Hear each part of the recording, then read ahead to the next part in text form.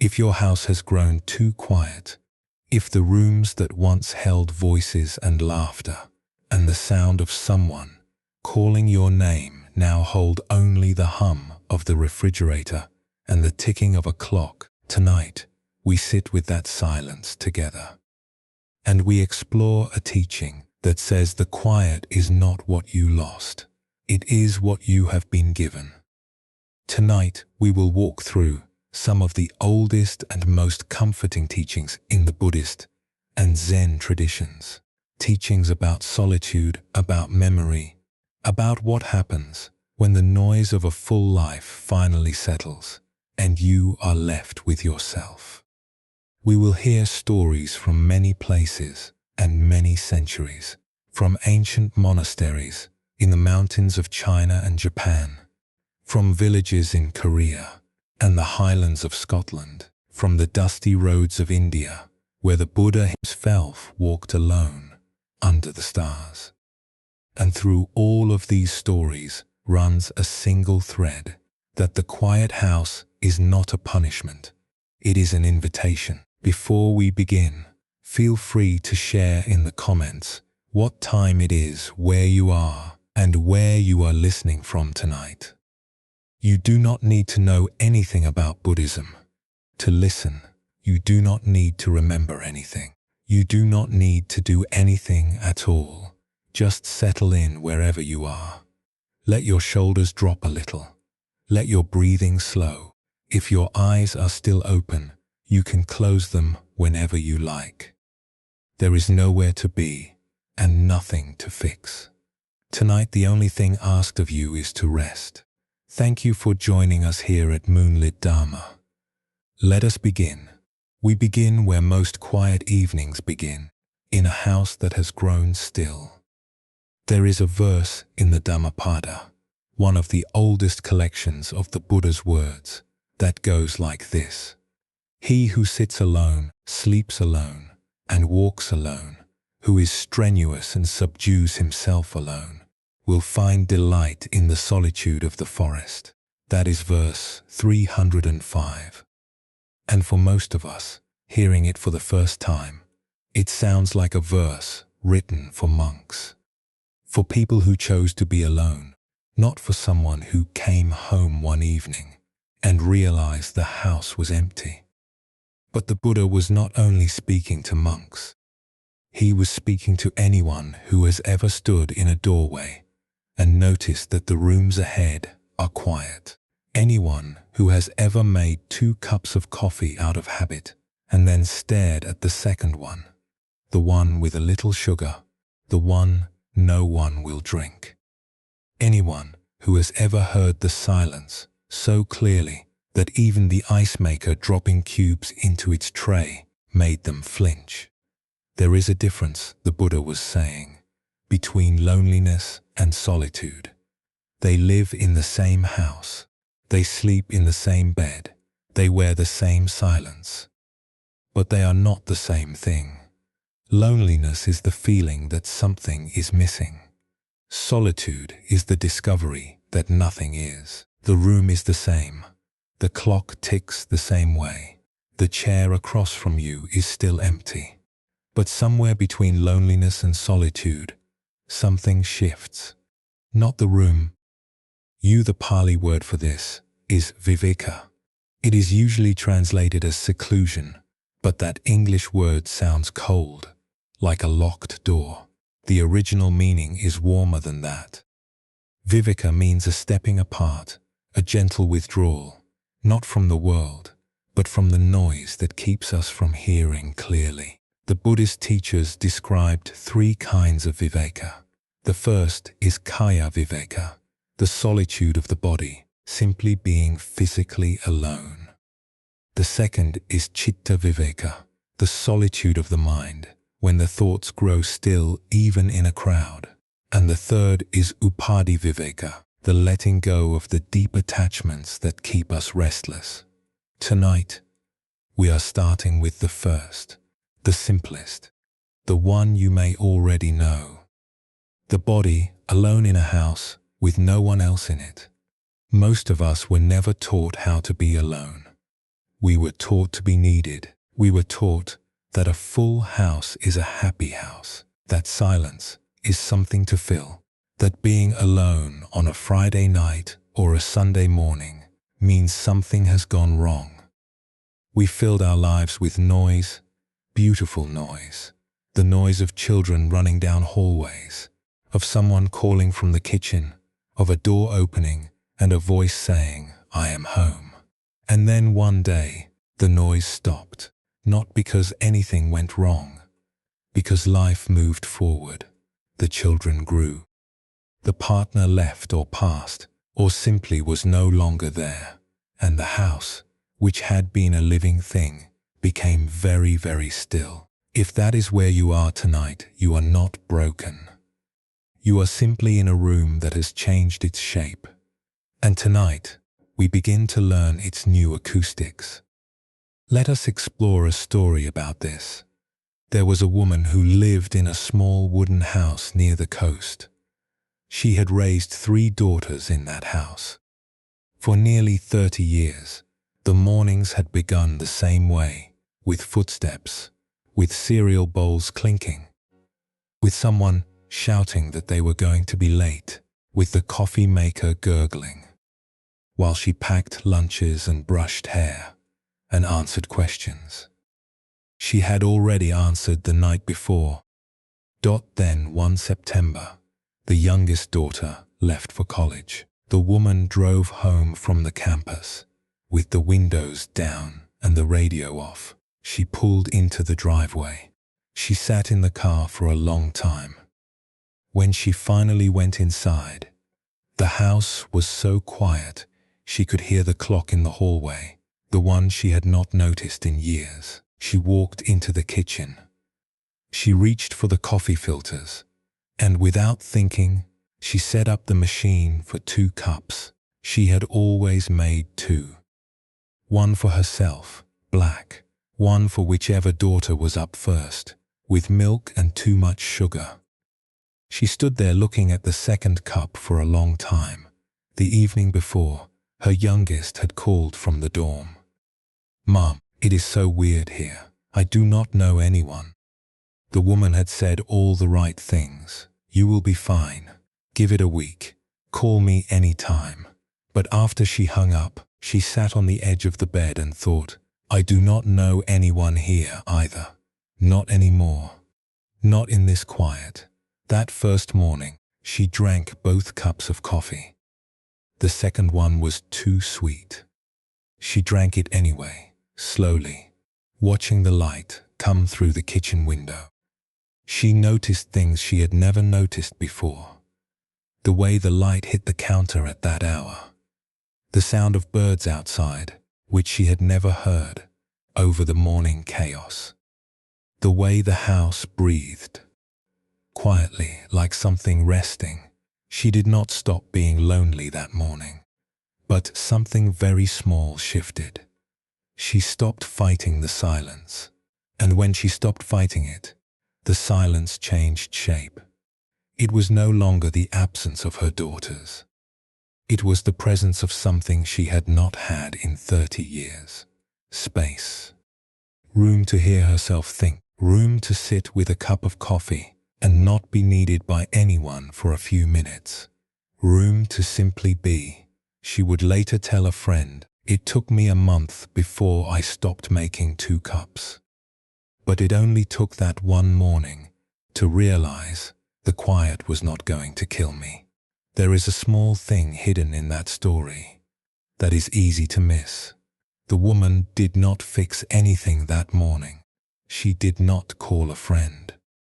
She did not sign up for a class, or join a group, or fill her calendar with activities the way the magazines tell you to. She simply sat still and let the quiet be quiet.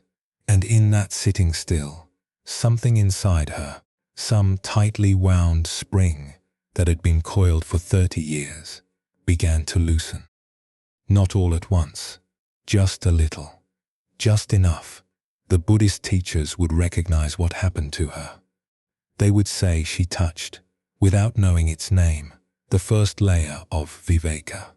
not the grand spiritual seclusion of a monk in a cave.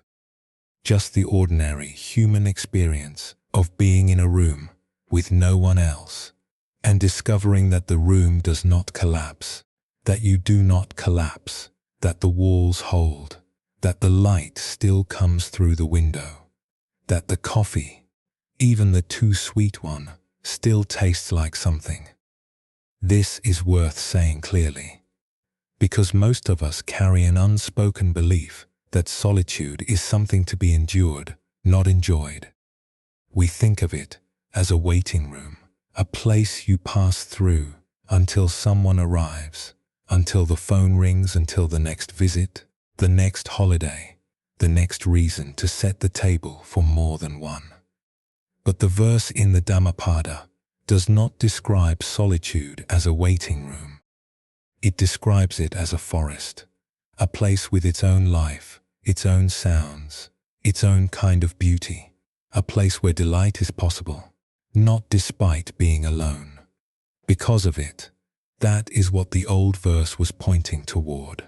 Not that solitude is better than company, not that being alone is the goal, but that when you find yourself alone, there is something waiting for you in the stillness, if you do not run from it first.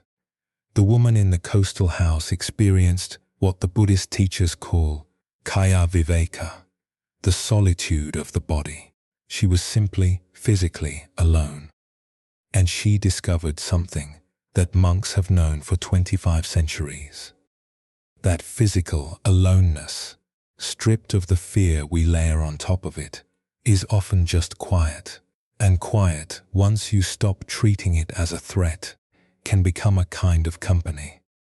Nearly 2,000 years ago, on the other side of the world, a Roman emperor named Marcus Aurelius sat alone in a military tent on the banks of the Danube River. Outside, his legions prepared for battle. Inside, by lamplight, he wrote in a private journal that was never meant to be published. One of the things he wrote was this: "Nowhere can a man find a quieter or more untroubled retreat than in his own soul." The most powerful man in the known world did not find his refuge in palaces or in the company of advisors. He found it in the quiet of his own mind, in a tent, alone. Writing by lamplight while the world outside prepared for war.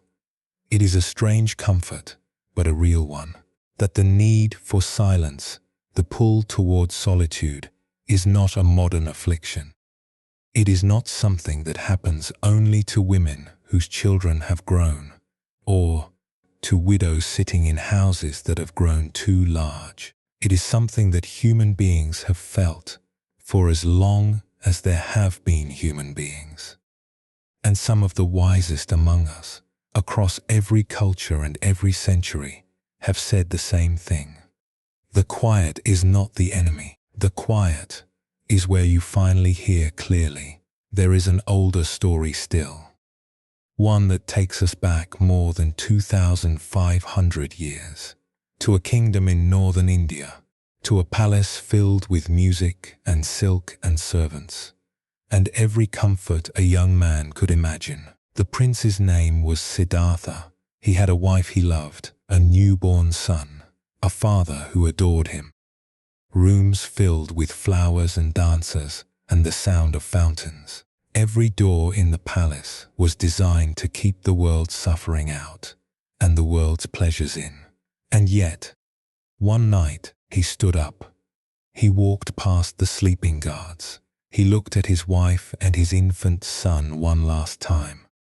And he stepped through the gate into the darkness, alone. He did not leave because he did not love them. He left because he understood, in some wordless way, that the truth he was looking for did not live in noise. It did not live in comfort. It lived somewhere in the silence between things. And to find it, he had to go where no one could follow. That night, the only sounds were the horse's hooves on the road. And then, after he sent the horse back, the sound of his own bare feet on the dust. And then nothing. Just the night and the stars, and a man walking alone towards something he could not yet name. There is something in this story that speaks to anyone who has ever felt the pull of silence. Siddhartha did not hate the palace. He did not resent his wife or his son. In the old texts, it says he stood over his sleeping child and almost turned back. Almost.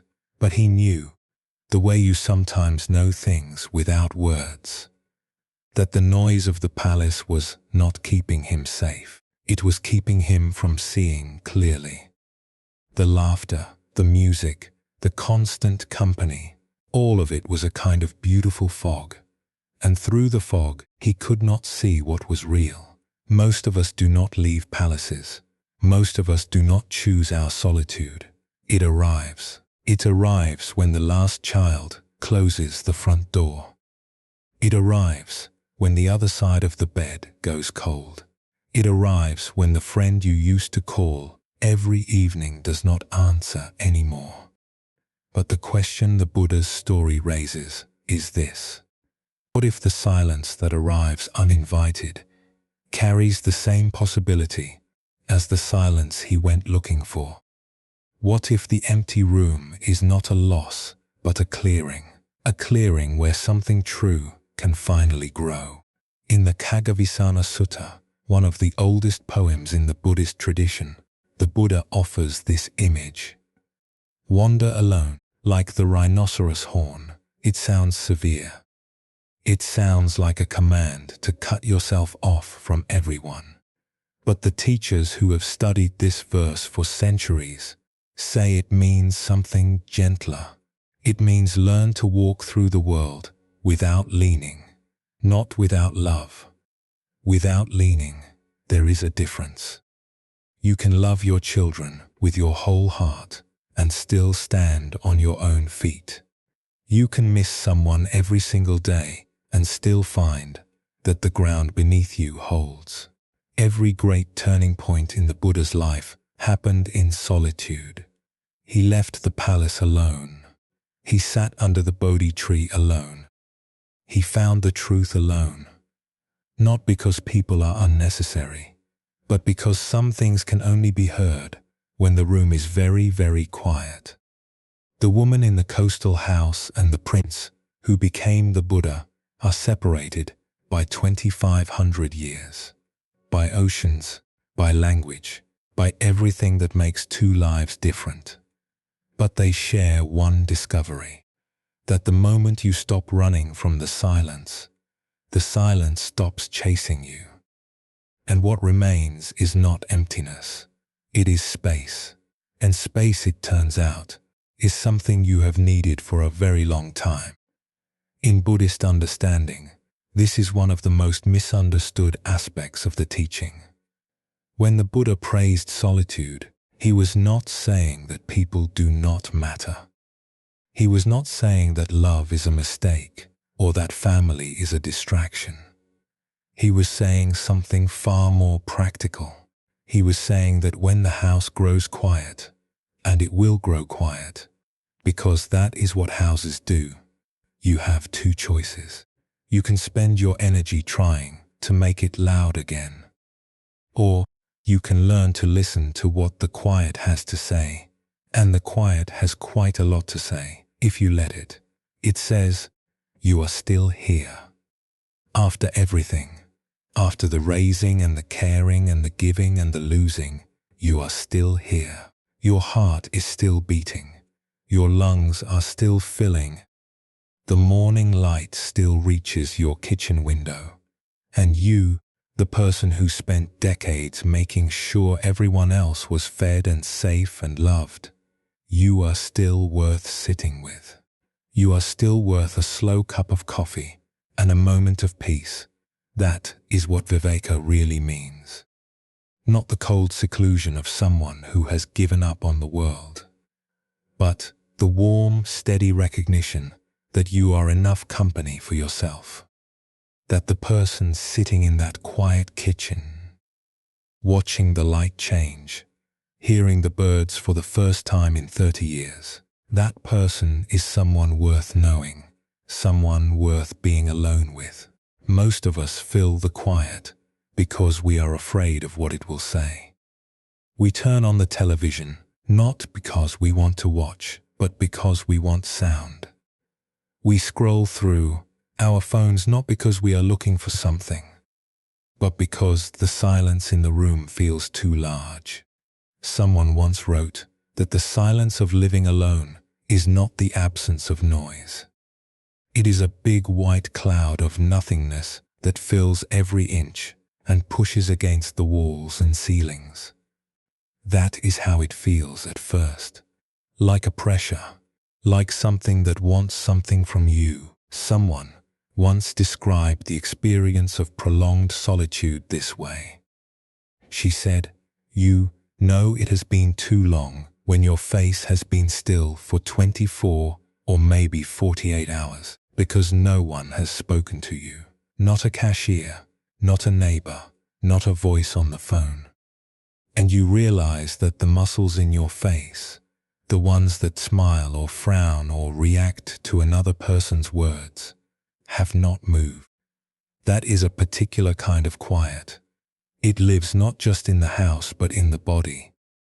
But here is what the old teachings point toward, and what the woman with the 2 cups of coffee began to learn. The silence does not want anything from you.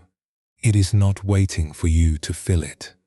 It is not judging you for being alone in it. It is simply the room without the noise.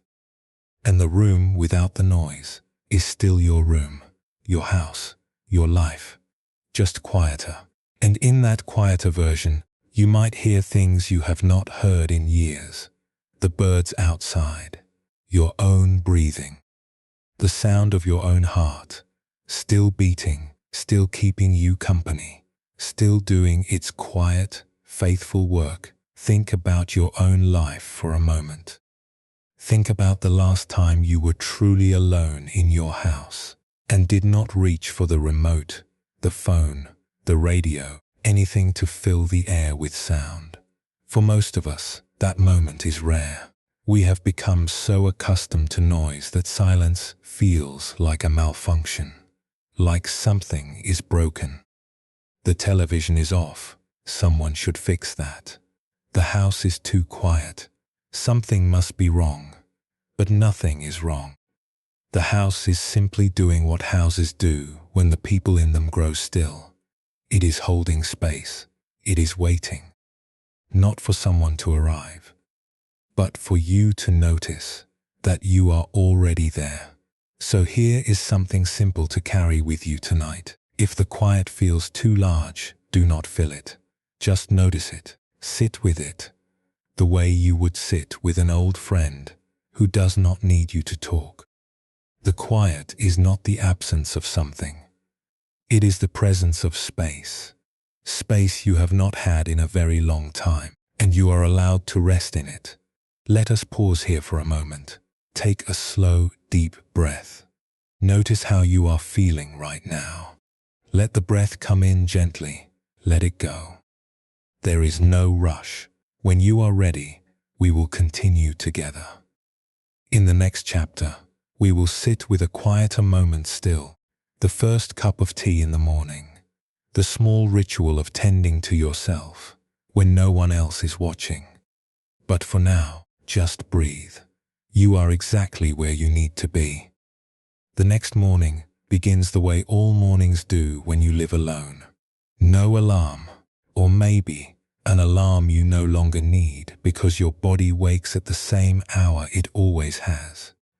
Trained by decades of getting children ready for school, packing lunches, starting the coffee before anyone else was up. The habits remain long after the reasons for them have gone. And so you wake, and the house is still quiet. And the first thing you do, before anything else, is make something warm to drink. There is a verse in the Dhammapada, verse 373, that speaks to this moment. The monk who has gone to an empty place, whose mind is at peace, experiences a more than human delight. seeing the Dhamma clearly. For centuries, this verse was read as a teaching for monastics, for men and women who had left everything behind to live in forest hermitages and mountain caves. But there is another way to hear it. The empty place does not have to be a forest hut. It can be a kitchen at 6 in the morning when the rest of the street is still dark. It can be a living room with one lamp on, the kind of light that makes the room feel smaller, warmer, closer. It can be any room in any house where a person sits alone with something warm in their hands, and for a few minutes is not trying to be anywhere else. The key phrase is whose mind is at peace, not whose mind is empty, not whose mind has stopped thinking, at peace. And peace, in Buddhist understanding, does not mean the absence of thought. It means the absence of war. The war we wage against our own minds, the constant pulling toward the past, the pushing toward the future, the running commentary that says, you should be doing something, calling someone, fixing something. When that war pauses, even for the length of a cup of tea, what remains is what the verse calls a more than human delight, not ecstasy, not bliss, just the simple, startling pleasure of being exactly where you are. The Pali word for this kind of attention is sati. In English, we translate it as mindfulness, a word that has become so common it appears on coffee mugs and yoga schedules and apps that charge you $12 a month. But the original meaning of sati is closer to something much simpler. It means remembering, not remembering the past, remembering the present, remembering that you are here, in this room, in this body, breathing this breath. It is the opposite of being lost in thought. It is the gentle act of coming back. Most of us have forgotten how to pay attention to small things. Not because we are careless, but because for years, decades, our attention belonged to other people.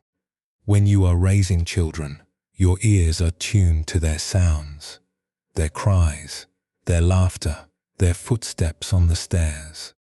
When you are caring for a partner, your attention wraps around their needs, their moods, their health. There is very little room left over for noticing the taste of your own tea, the warmth of your own cup, the way the steam rises and curls and vanishes. And then one day, the children are grown, the partner is gone, the house is yours alone. And all that attention, all those decades of listening for someone else, it has nowhere to go. It bounces around the empty rooms like an echo, looking for a wall. Sati, the old teachers would say, is what happens when you stop sending that attention outward and let it come home. Let us explore a story about this. In a mountain village, long ago, there lived an old man who made pottery. He had learned the craft from his father, and his father had learned it from his father before that. For 50 years, the old potter had shaped cups and bowls and plates from river clay. Firing them in a kiln, he had built himself behind his workshop. His wife had died many years earlier. His children had moved to the city. He lived alone on the hillside, surrounded by shelves of pots and the quiet company of fog. One autumn, a young man arrived at the workshop. He wanted to learn the craft, he said. He had heard the old potter was the finest in the province. The old man agreed to teach him, and for several weeks, the young man worked in silence, shaping clay, learning to center the wheel, learning to pull the walls of a bowl upward without collapsing them. One morning, the young man arrived early and found the old potter sitting alone at a low table, drinking tea from a cup he had made years ago. The cup was cracked at the rim. The tea was plain. The old man held it with both hands and drank slowly, looking at nothing in particular. The young man sat down across from him and said, "Master, may I ask you something? Do you not get lonely, living up here by yourself?" The old potter looked at him for a moment. Then he poured a second cup and placed it in front of the young man. "When I was your age," the old man said, "I poured tea for my wife every morning. When my children were small, I poured tea for all of them. 5 cups, 6 cups, the table was full. Now I pour 1 cup, sometimes to when someone visits." He lifted his cup. This cup does not know how many people are in the room.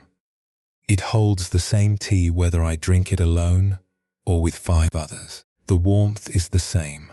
The taste is the same. The only thing that changes is whether I am paying attention to it. He took a sip. When the table was full, I never tasted the tea. I was too busy passing cups, wiping spills, answering questions. Now I taste every sip.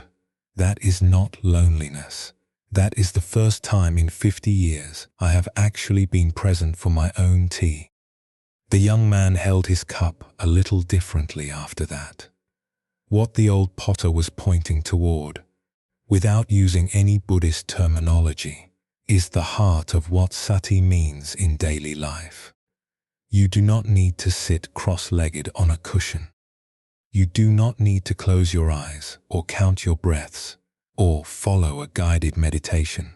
You only need to do what you are already doing: drinking tea, eating breakfast, sitting in a chair, and do it with your full attention, not strained attention, the kind that gives you a headache. Gentle attention, the kind that simply notices the warmth of the cup, the color of the tea, the way the light falls across the table at this particular hour, in this particular season. The old potter discovered something that many people who live alone eventually discover, if they let themselves. That solitude strips away distraction, and without distraction, even the smallest moment becomes vivid. The tea tastes stronger. The morning light looks different. The birds outside sound closer, clearer, more specific, not because anything has changed, because you are finally paying attention. This is one of the quietest gifts that living alone can offer, and it is one that almost no one talks about. When you are part of a household, your senses are tuned outward. You hear doors opening and closing. You hear the television in the other room.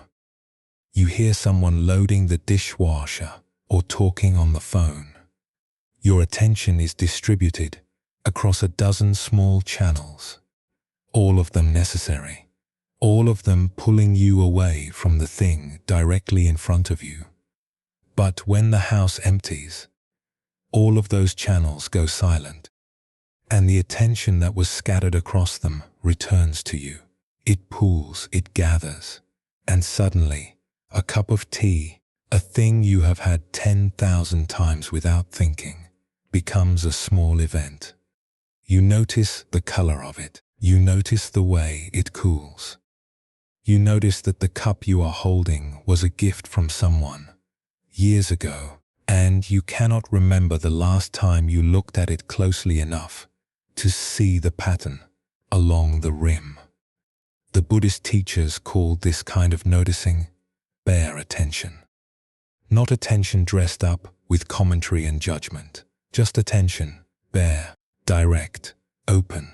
And they said it was the beginning of everything, the beginning of peace, the beginning of understanding, the beginning of a life lived in the present tense instead of the past or the future. And it begins, more often than not, with something as simple as a cup, held in both hands on a quiet morning. There is an echo of this teaching in many traditions, not only Buddhism. In old Celtic households, there was a custom that the first cup of the morning was drunk in silence. Before any word was spoken, before any plan was made, The day began with a quiet cup held in both hands, and nothing else. It was not a ritual anyone explained or wrote down in books. It was simply understood that the first sip of the day belonged to the silence. And the silence, honored this way, would carry you gently through whatever came next. In Japan, the tradition of chanoyu, the way of tea, carries this same understanding into an art form. In a tea ceremony, every gesture is slow, every movement deliberate. The host heats the water, measures the powdered tea, whisks it in a bowl, and offers it to the guest. The guest receives it, turns the bowl slowly, and drinks. The entire ceremony can take an hour for a single cup. And the teaching underneath all of it is this. This cup is the only cup. This moment is the only moment. There is no cup before it and no cup after it. Just this one. You do not need a ceremony to understand this. You only need a morning and a cup and the willingness to be where you are. The Zen poet Ryokan, who lived alone in a tiny hut on a mountainside in Japan, wrote this. In my 10-foot square hut, the moonlight fills the window. Even the poor can enjoy it. Even the rich cannot buy it. He was not talking about the moon. He was talking about attention. The moonlight was free. It cost nothing. It required nothing. But you had to be still enough, and quiet enough, and alone enough to see it. And that, he was saying, is a kind of wealth that has nothing to do with money. There is another story, closer to our own time, and closer to the kind of life many of you are living tonight. There was a woman who had been married for 35 years. Her husband passed in the winter. By spring, her friends were worried about her. They came by the house with casseroles and advice. Join a book club, they said. Sign up for a class. Volunteer at the church. Stay busy. The worst thing you can do is sit around this house alone. She tried. She joined a walking group. She signed up for a watercolor class at the community center. She volunteered at the food bank on Tuesdays. Her calendar filled up. Her friends were relieved. But every evening, when she came home, she felt more tired than she had felt in years. Not the good kind of tired, the kind that comes from meaningful work, the drained kind, the kind that comes from performing aliveness for other people. Smiling when you do not feel like smiling. Answering the question, how are you doing, 30 times a day with the same answer. Oh, I am keeping busy. One afternoon in June, she cancelled everything. She sat in the backyard, in an old lawn chair, next to the garden her husband had planted years ago. The tomatoes were coming in. Nobody had told them to stop growing. She sat there and watched a bee move from one yellow flower to the next. She did not read. She did not call anyone. She did not even think about anything in particular. She just sat. And for the first time in 5 months, she felt something that she could only later describe as peace. Not happiness exactly. Not the absence of grief, but the absence of effort. The absence of having to be somewhere. Prove something, fill something. Just a woman sitting in a garden, watching a bee. She went inside and made herself dinner. Not cereal from the box standing at the counter, the way she had been eating for months. She set the table. She put out a placemat, a plate, a cloth napkin, a glass of water. She sat down and ate slowly. After dinner, she washed the dishes by hand, even though the dishwasher worked fine. And that night, she slept better than she had slept since the funeral. Something had changed, not the grief. The grief was still there, but the grip had loosened. She realized that for 5 months, she had been running from the silence because everyone told her to. Stay busy, keep moving, do not sit still. or the sadness will catch you. But the sadness had already caught her. It had been sitting beside her in every watercolor class and every walking group, patient and quiet, waiting for her to stop running long enough to look at it. And when she finally did, when she sat in that garden and let it be there, it did not swallow her. It just sat with her, the way the bee sat with the flowers, the way the afternoon sat with the garden. And after a while, it grew lighter. The Buddha had a word for this. He called it upekkha. It is usually translated as equanimity, but the word literally means to look upon. To look upon what is there, without flinching, without running, without trying to make it something else.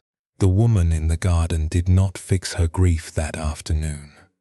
She simply looked upon it, and looking upon it gently, without force, was enough. Years later, after she had passed, her daughter found a cookbook on the kitchen shelf. It was a small book, published in the 1980s, called Cooking for One. Inside, her mother had made notes in pencil next to certain recipes, a small star beside the creamy seafood in toast cups, the word good next to the glazed ham slice with sweet potatoes. And on the inside cover, in her mother's handwriting, a note that was either meant for herself or for whoever might find the book one day. Try this. You might like it, 4 words. But they said everything about what her mother had learned in those quiet years alone. That feeding yourself is not a chore, it is an act of kindness. That sitting down at a table with a cloth napkin and a glass of water, even when no one else is watching, is a way of saying, I am still here. I still matter. I still deserve a decent meal and a moment of peace. The world tells us that the cure for loneliness is other people. Join something. Stay busy. Do not sit still. And sometimes that is true. Community matters. Connection matters. But the Buddha taught something that most self-help advice misses. That before you can be truly present with others, you must learn to be present with yourself. And learning to be present with yourself often begins with something very small. A cup held in both hands, a meal eaten slowly, a garden watched without purpose. Think about the woman's mother and her cookbook for a moment. Here was a woman who spent the better part of her life feeding others. Every recipe in her kitchen was scaled for a family. Every meal was an act of service, of love, measured in portions and seasoning, and the time it takes to roast a chicken properly. And then, one day, the family was no longer at the table. She could have stopped cooking. Many people do. They eat cereal from the box, standing at the counter, because sitting at the table alone feels like a reminder of everything that is missing. But she did not stop. She bought a cookbook called Cooking for One. She learned to make a single lamb shank. She set the table with a placemat and a cloth napkin she had sewn herself from a hand towel. She sat down. She ate slowly. She read a mystery novel propped on a book holder. She turned the meal into something more than nutrition. She turned it into a practice. A daily practice of saying, with no one watching and no one to thank her, I am worth this effort. I am worth a warm meal and a clean table and a few quiet minutes. That is sati in its most ordinary, most beautiful form. Not meditation on a mountaintop, not a retreat in a monastery. Just a woman sitting at a kitchen table, paying attention to her own dinner, remembering that she is there, remembering that she matters. There is a quiet courage in doing small things well when no one is looking. It is not the kind of courage that anyone celebrates. No one will give you an award for setting the table, for one. No one will notice that you ate dinner sitting down instead of standing at the counter. But you will notice, and in that noticing, something shifts. The solitude stops being something you are enduring and starts being something you are inhabiting. You are not waiting for life to start again. You are living it, quietly, gently. One cup, one meal, one evening at a time. So here is something simple to carry with you tonight.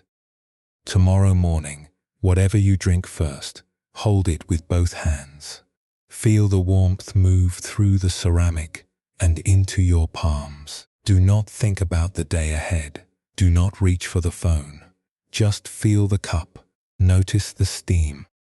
Taste the first sip, the way the old potter tasted his, as though it were the first cup you had ever had. You do not need to do this for long. 30 seconds is enough. One breath is enough. That is sati. That is remembering. Remembering that you are here, and that here is enough. Let us pause here for a moment. Take a slow, deep breath. Let it go gently. You are doing well. You have been doing well for a long time, even on the days when it did not feel that way. When you are ready, we will continue together.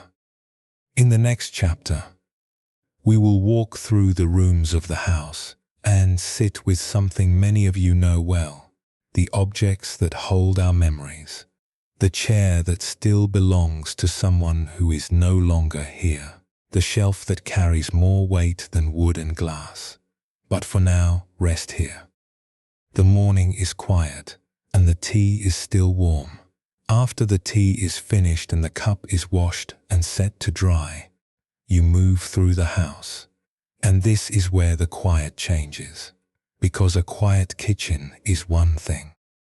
A quiet hallway lined with photographs and doorways to rooms that used to belong to someone, that is something else entirely. Every house that has been lived in long enough becomes a museum. Not the kind with labels and glass cases, but the kind where you are the only visitor and every exhibit is a memory. The chair by the window where he always sat. The hook by the door where her jacket used to hang. The shelf in the bedroom where a watch still ticks, wound by a hand that is no longer here. These are not just objects, they are anchors.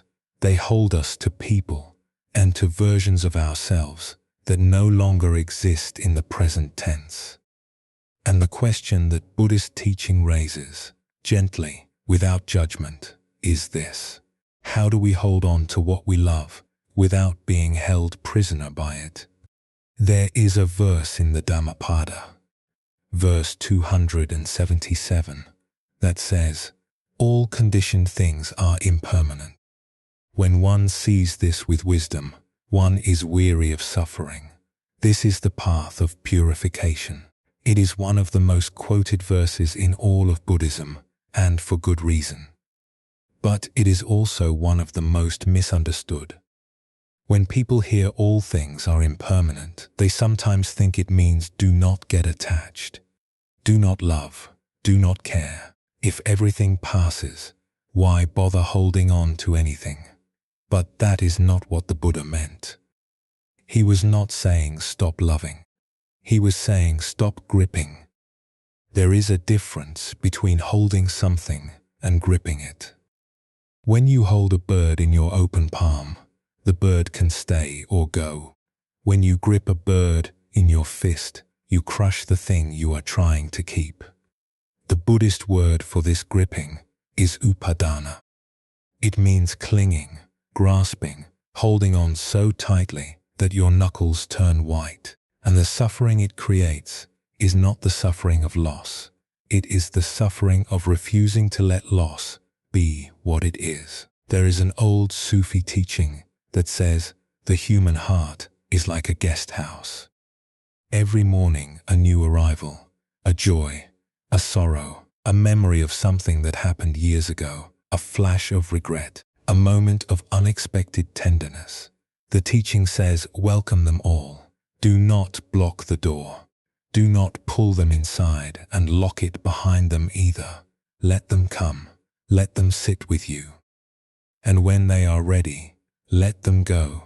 Most of us have rooms in our houses that work the same way. There is a room where the memory of someone sits so heavily that you can feel it when you walk in. Not a sound, not a smell exactly, but a weight. The air is different in that room. The light falls differently. You avoid it, or you stand in the doorway and look in without entering, or you walk through it quickly on the way to somewhere else. And the memory sits there, patient, undisturbed, waiting for you to decide what to do with it. This is not weakness. This is what it means to have loved someone deeply and for a long time. The objects in your house do not cause the pain. They simply hold the shape of the person who is missing, the way a glove holds the shape of a hand after the hand has been removed. And the pain you feel when you look at them is not the pain of the object. It is the pain of the love, still alive in you, with nowhere left to go. There is a woman who wrote about this experience after her husband passed. She said the hardest thing was not the big moments, not the anniversary, not the birthday, not Christmas. The hardest thing was opening the medicine cabinet and seeing his toothbrush, still there, still in the holder, still angled the way he always left it, slightly crooked, the bristles flattened on one side, because he brushed too hard, no matter how many times the dentist told him not to. She could not throw it away, she could not use it, she could not even move it to the drawer. So it stayed. And every morning, when she reached for her own toothbrush, her hand passed over his, and the day started with a small, sharp reminder that the person who brushed too hard was gone. This is the kind of attachment the Buddha was pointing to. Not the grand dramatic attachment of someone who refuses to accept death, but the small daily attachment that lives in toothbrushes and reading glasses and the second hook by the door. The attachment that is so quiet, you barely notice it until you try to remove it, and then it turns out to have roots that go all the way down. Let us explore a story about this. There was a woman, 72 years old, who lived alone in a house she and her husband had shared for 40 years. He had been a quiet man, a reader, someone who came alive in the evenings when the day's work was done. Every night after dinner, he would sit in a rocking chair by the living room window and read. It was an old chair, oak, with a creak in the left runner that she used to hear from the kitchen while she washed dishes. The creak was so familiar that she could tell from the rhythm whether he was reading something he enjoyed or something that frustrated him. A slow, steady creak meant he was lost in a good book. A quick, irregular creak meant he was about to put it down and start talking about politics. He died in the spring. By summer, the chair had not moved. It sat by the window exactly where it had always been, angled slightly toward the lamp, a paperback still open on the armrest, his reading glasses folded on top. Her daughter came to visit in August. She looked at the chair and said, "Gently, Mum, maybe it is time. You could donate it. It is just taking up space." The woman said nothing. She did not donate the chair. She did not move it, but she also did not sit in it. For 2 years, the rocking chair stood in the living room like a third person, someone who was always present but never spoke. She walked past it every day. She dusted the armrests. She left the book and the glasses exactly where they were. And every time she looked at it, she felt the same thing, a pull so strong it was almost physical. Half wanting to sit down in it, and half terrified of what would happen if she did. One night, late, Unable to sleep, she came downstairs. The house was dark except for the streetlight coming through the window. She stood in front of the chair for a long time. Then she sat down. The creak was the same. The exact same sound she had heard 10,000 evenings from the kitchen. For a moment, it was as if he were still there, as if she had simply walked into the living room and found him reading. Her chest tightened, her eyes burned. She cried, not loudly, just the quiet kind of crying that happens when something you have been holding finally lets go. She sat in the chair for a long time. She rocked slowly. The creak filled the room, steady, rhythmic, familiar. Outside, a car passed. A dog barked somewhere far away. The refrigerator hummed. All the small sounds of a house at night. The sounds she usually tried to drown out with the television now formed a kind of quiet music around the creaking of the chair. And somewhere in the middle of that rocking, something shifted. The chair was not him. It had never been him. It was oak and joints, and a runner that needed oiling. The man she loved was not in the wood. He was in her memory, in the way she could still hear the difference between a good book creak and a politics creak. In the 40 years of evenings she carried inside her, evenings that no chair could hold and no chair could take away. She did not get rid of the rocking chair after that night. But she moved the book and the glasses. She put them on the shelf. And sometimes, in the evenings, she sat in the chair herself, not to pretend he was there, not to grieve, just to sit, just to rock, just to let the creak be a creak, and the memory be a memory, and the love be what it had always been, something that lived in her, not in the furniture. What the woman discovered that night is the difference between upadana and love. Upadana is the fist. Love is the open hand. Upadana says, if I let go of this object, I lose the person. Love says, the person was never in the object. The person is in me. I can set the glasses on the shelf, and the man I love does not disappear. He moves from the armrest to the place where he has always truly lived, inside the heart that remembers him. The old teachers used an image for this. They said upadana is like holding sand in a clenched fist. The tighter you squeeze, the more the sand runs through your fingers. But if you open your hand, palm up, the sand stays. It rests. It is still there. You are still holding it, but you are holding it differently. In Japan, there is a practice called Kintsugi. When a bowl or a cup breaks, instead of throwing it away or trying to hide the damage, the craftsman repairs it with gold, pure gold, mixed into lacquer, applied along every crack and chip. The result is a bowl that is more beautiful than it was before it broke. The cracks are not hidden. They are illuminated. They become the most striking part of the piece. The teaching underneath Kintsugi is the same teaching the woman with the rocking chair learned on her own, that the broken places are not flaws. They are where the light comes through. The grief you carry, the loss you have absorbed, the cracks in your heart where love used to be unbroken. Those are not signs that you are damaged.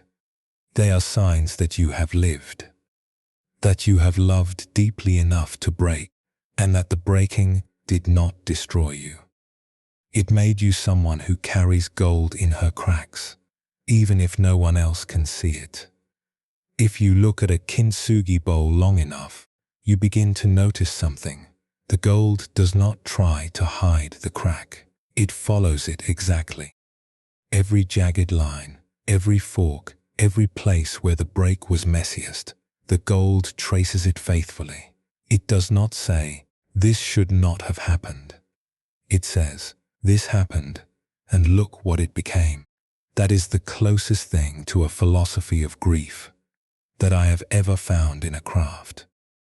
Not that breaking is good, not that loss is a gift, but that what you do with the broken pieces matters, and that sometimes the mending is the most beautiful part. There is an older story still, from a monastery in the mountains of ancient China. A Zen master and his students lived in a small temple surrounded by pine trees. The master owned very little, but on one wall of his room hung a scroll of calligraphy that had been written by his own teacher decades before. It was the only thing the master had kept from his years of training. The brush strokes were fading, the paper was yellowed, but to the master it was beyond price. One winter night, a fire broke out. The students scrambled to save what they could. When the flames were finally out, the temple was a ruin. Charred beams, ash, the smell of wet smoke. A young student sat in the rubble weeping. "Master," he said, "the calligraphy is gone. Your teacher's scroll, it is gone." The old master looked at the smoking remains of his room. Then he looked up. "The moon is still there," he said quietly. "Do you see it?" The student looked up. The moon hung above the pines, white and full and utterly untouched by the fire below.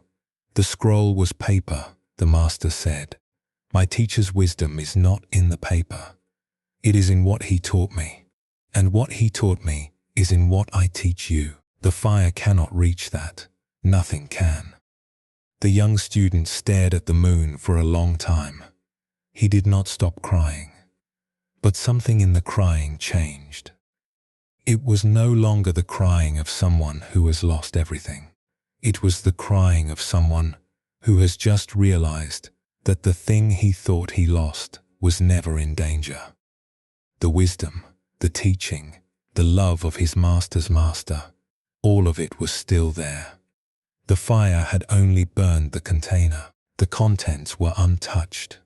In the weeks that followed, the students rebuilt the temple. The master never replaced the scroll. When someone asked why, he said, "I do not need to see the brushstrokes anymore.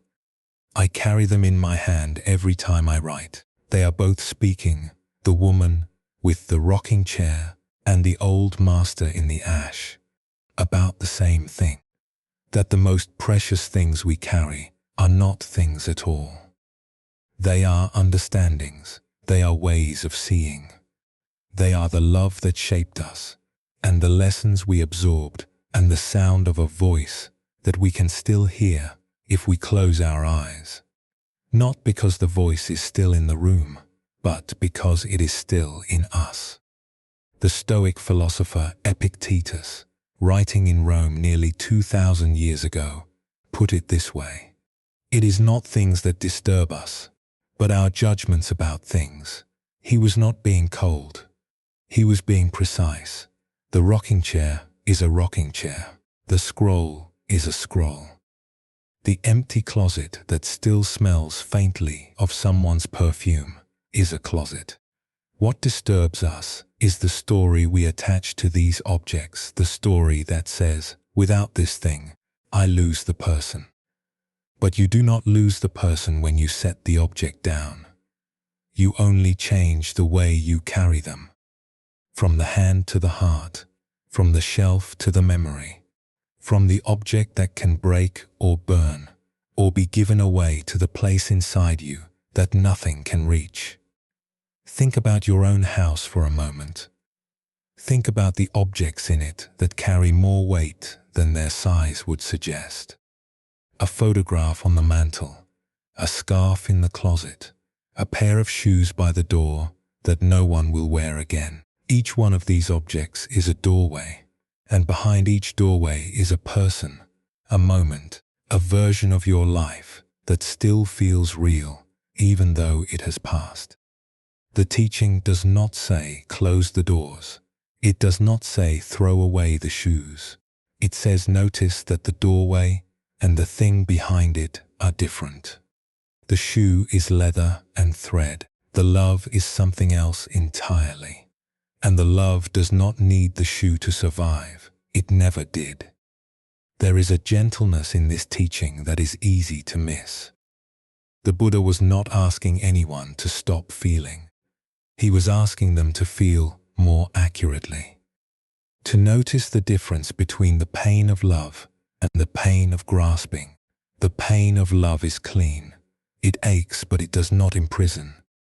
The pain of grasping is the one that keeps you standing in the doorway of a room you cannot enter, staring at a chair you cannot sit in, unable to move forward and unwilling to go back. Upadana is the name for that paralysis. And the cure is not to stop loving. The cure is to open the fist. Tonight, wherever you are listening, there is probably an object within arm's reach that belongs to someone else's story. A ring on your finger, a blanket that was a gift, a pillow on the side of the bed that no one uses. You do not need to do anything with it tonight. You do not need to move it or let it go or make any decisions about it at all.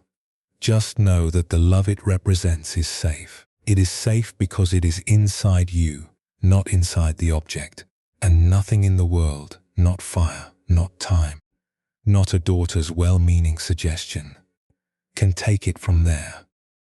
So here is something simple to carry with you tonight. If there is an object in your house that holds a memory, try this tomorrow. Pick it up. Hold it in your hands. Not with grief, not with the tight grip of someone who is afraid to let go. Just with warmth. The way you would hold a letter from an old friend. Feel its weight. Remember what it means to you. And then set it back down. The memory stays. It was never in the object. It was always in you. The object was simply the door you walked through to reach it. And now you know the way without the door. Let us pause here for a moment. Take a slow, deep breath. Let your hands rest wherever they are comfortable. Notice whether you are holding anything tightly right now. A blanket, a pillow, the edge of the sheet. If you are, soften your grip, just a little. You do not have to let go of anything tonight. Just loosen your hold. The way the woman loosened her grip on the rocking chair. The way the old master loosened his grip on the scroll. Not letting go, just holding differently, with open hands instead of a fist, with warmth instead of fear. When you are ready, we will continue together.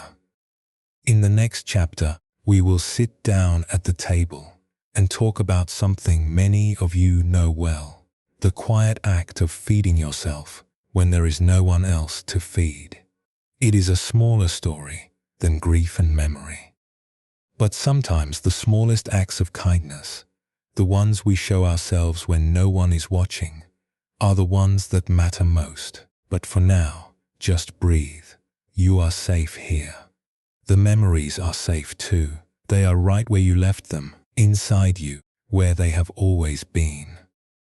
Of all the rooms in a quiet house, the kitchen changes the most. The living room can feel empty. The bedroom can feel too wide, but the kitchen changes shape entirely. Because a kitchen is not really a room. It is a verb. It is the place where feeding happens. And when there is no one left to feed, the verb loses its object, and the room does not know what it is anymore. There is a verse in the Dhammapada, verse 166, that says something most people would not expect from a spiritual teacher. Let one not neglect one's own welfare for the sake of others, however great. Clearly understanding one's own welfare, let one be intent upon the good. This is the Buddha speaking, the same Buddha who taught compassion, who taught generosity, who taught selflessness. And here he is saying, take care of yourself first. Do not neglect your own welfare, not because others do not matter, but because you cannot pour from a cup that is empty. And the cup in this verse is you. There is a companion verse. 157. If one holds oneself dear, one should guard oneself well. In at least one of the 3 watches of the night, one should keep vigil. The 3 watches of the night are the 3 portions of the evening, from dusk until dawn. The Buddha was saying that even in the dark, even when no one is watching, even in the hours when the world is asleep, you should guard yourself, not from danger, from neglect, from the slow, quiet forgetting that happens when you stop treating yourself as someone worth caring for. The Pali word for this is attahita. It means benefit for oneself, welfare directed inward, and the Buddha taught it alongside parahita, benefit for others. Not one or the other, both. But he was clear about the order. You begin with yourself, not because you are more important, because you are the foundation. And a foundation that has been neglected cannot hold anything up, not even love. Many of us, especially those of us who spent decades raising families, understand this teaching backward. We were taught, often by example rather than by words, that care flows outward. You feed the children first.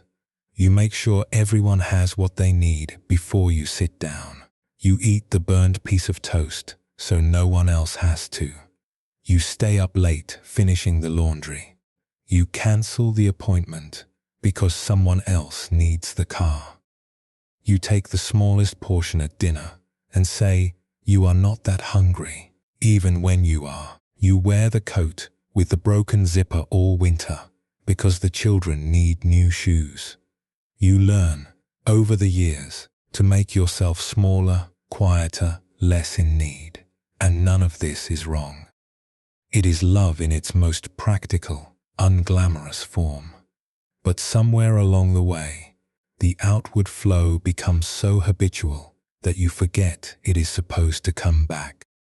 The river pours and never refills, and after enough years the riverbed is dry, and you have forgotten that it was ever meant to hold water for you too. And then, one day, the house empties, the children are grown, the partner is gone, and the kitchen, which was once the busiest room in the house, becomes the quietest.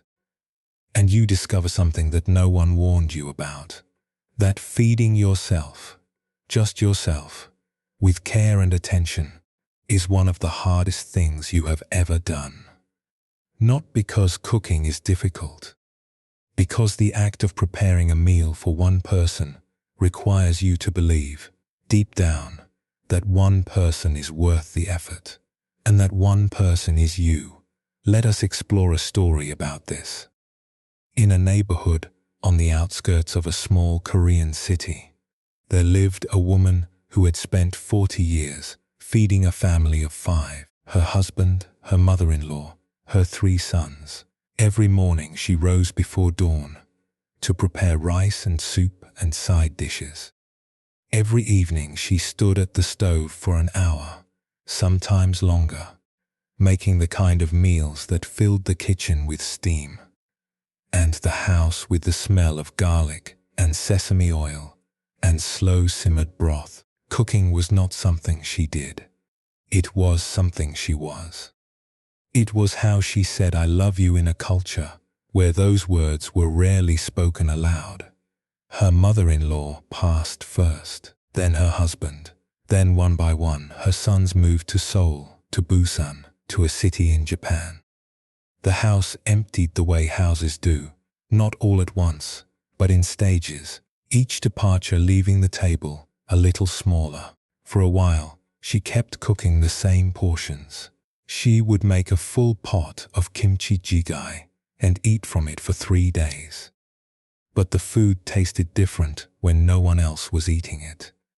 It was the same recipe, the same ingredients, the same stove, but the silence in the kitchen changed the flavor of everything. After a few months, she stopped cooking altogether. She kept boxes of instant noodles in the cabinet. She ate them standing at the counter, sometimes not even sitting down. It was faster. It was easier, and it did not remind her of what the kitchen used to be. One afternoon, her neighbor came by. The neighbor was an older woman herself, a widow for many years. Someone who had walked this particular road longer and knew its shape. She stepped into the kitchen and looked around. The stove was cold. The pots hung untouched. The table had mail stacked on it where plates used to be. The neighbor sat down and said something that the woman would remember for the rest of her life.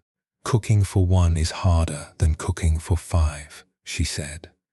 "When you cook for five, you cook for love that everyone can see. The children eat, the husband eats. You watch their faces and you know the food is good. When you cook for one, there is no audience, no one to taste and nod and say thank you. You have to believe all by yourself that you are worth a warm meal. And that," she said, "is a kind of faith." The woman looked at her neighbor for a long time. Then she stood up, moved the mail off the table, and lit the stove. She did not make a feast. She made rice, a simple soup, one side dish. She set the table for one. She sat down and ate slowly, the way she used to eat when the table was full. Except now, the only person she was feeding was herself. And the soup, she would later say, tasted different than the instant noodles. Not better exactly, but warmer, more real, like a meal that someone had cared about. And the someone was her. What the neighbor gave that afternoon was not cooking advice. It was a reframe. She took the act of feeding oneself, which the woman had come to see as pointless and sad, and she held it up to the light. And in the light, it looked different. It looked like the thing it actually was, an act of compassion directed inward, the simplest, quietest, most invisible form of love there is. Think about what the neighbor understood. She understood that the woman had not stopped cooking because she was lazy or because she had forgotten how. The woman could have cooked a feast with her eyes closed. She stopped because the kitchen had lost its meaning. For 40 years, cooking was a language. It was the way she said, "You matter to me." And when the people she was speaking to were no longer at the table, the language felt useless. Like writing letters to an address where no one lives. But the neighbor saw something the woman could not see for herself. That the language still worked. It still meant the same thing. The only thing that had changed was the recipient. And learning to be the recipient of your own care, your own effort, your own quiet acts of love, that is not a lesser thing. It is, in many ways, the hardest thing. Because it asks you to believe something that decades of selflessness have trained you to doubt. That you, by yourself, without anyone to serve, are enough reason to light the stove. In Buddhist teaching, there is a practice called metta, often translated as loving kindness. It is often learned as a meditation directed outward, toward family, toward friends, toward strangers, toward the world. But the traditional form begins somewhere most of us skip. It begins with yourself. May I be happy. May I be safe. May I be healthy. May I live with ease. Not may they, may I. And this is not a preliminary step, something you rush through to get to the real practice. This is the real practice. Because if you cannot wish yourself well, if you cannot look at yourself the way the neighbor looked at the cold stove and say, "This person deserves a warm meal," then the kindness you send outward is built on a hollow foundation. Here at Moonlit Dharma, we return to this teaching often because it is the one that listeners tell us they struggle with the most, not the big teachings about impermanence or emptiness or the nature of the self, the small teaching that says you are worth taking care of. That is the one that meets the most resistance. Because for decades, you were the one doing the taking care. And the idea that someone should take care of you, especially that the someone should be you, feels strange, almost indulgent, almost wrong. There is a word for this resistance. Though it does not come from any scripture, it comes from the lives of the women who write to us. They call it guilt. They feel guilty heating oil in a pan for one piece of fish. They feel guilty buying fresh vegetables when a can of soup would do. They feel guilty sitting at the table with a cloth napkin when there is no one across from them to notice. The guilt says, this effort is wasted. You are wasting food. You are wasting time. You are pretending to be someone who still matters at the table. But the guilt is not telling the truth. The guilt is a habit left over from years of measuring your worth by what you gave to others. And habits, even the ones that feel like moral laws, can be gently set down. The way you set down a heavy bag you have been carrying so long you forgot. It was heavy, but it is not wrong. It is what the Buddha taught.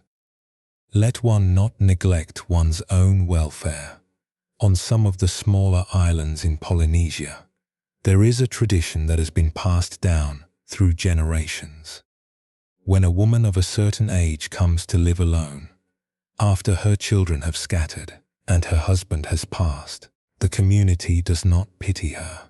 They do not bring casseroles and worried looks. Instead, they call her by a name that translates roughly as the keeper of the fire. Because she keeps her own hearth burning, she cooks for herself, she lights her own lamp at night.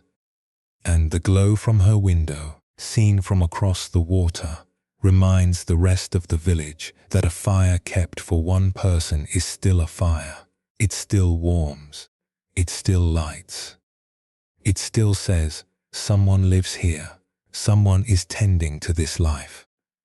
That is what the woman in the Korean kitchen learned when she lit the stove again. She was not just making soup. She was keeping the fire. And the fire did not care that no one else could see it. It burned the same way it always burned. It warmed the same pot. It filled the same kitchen with steam.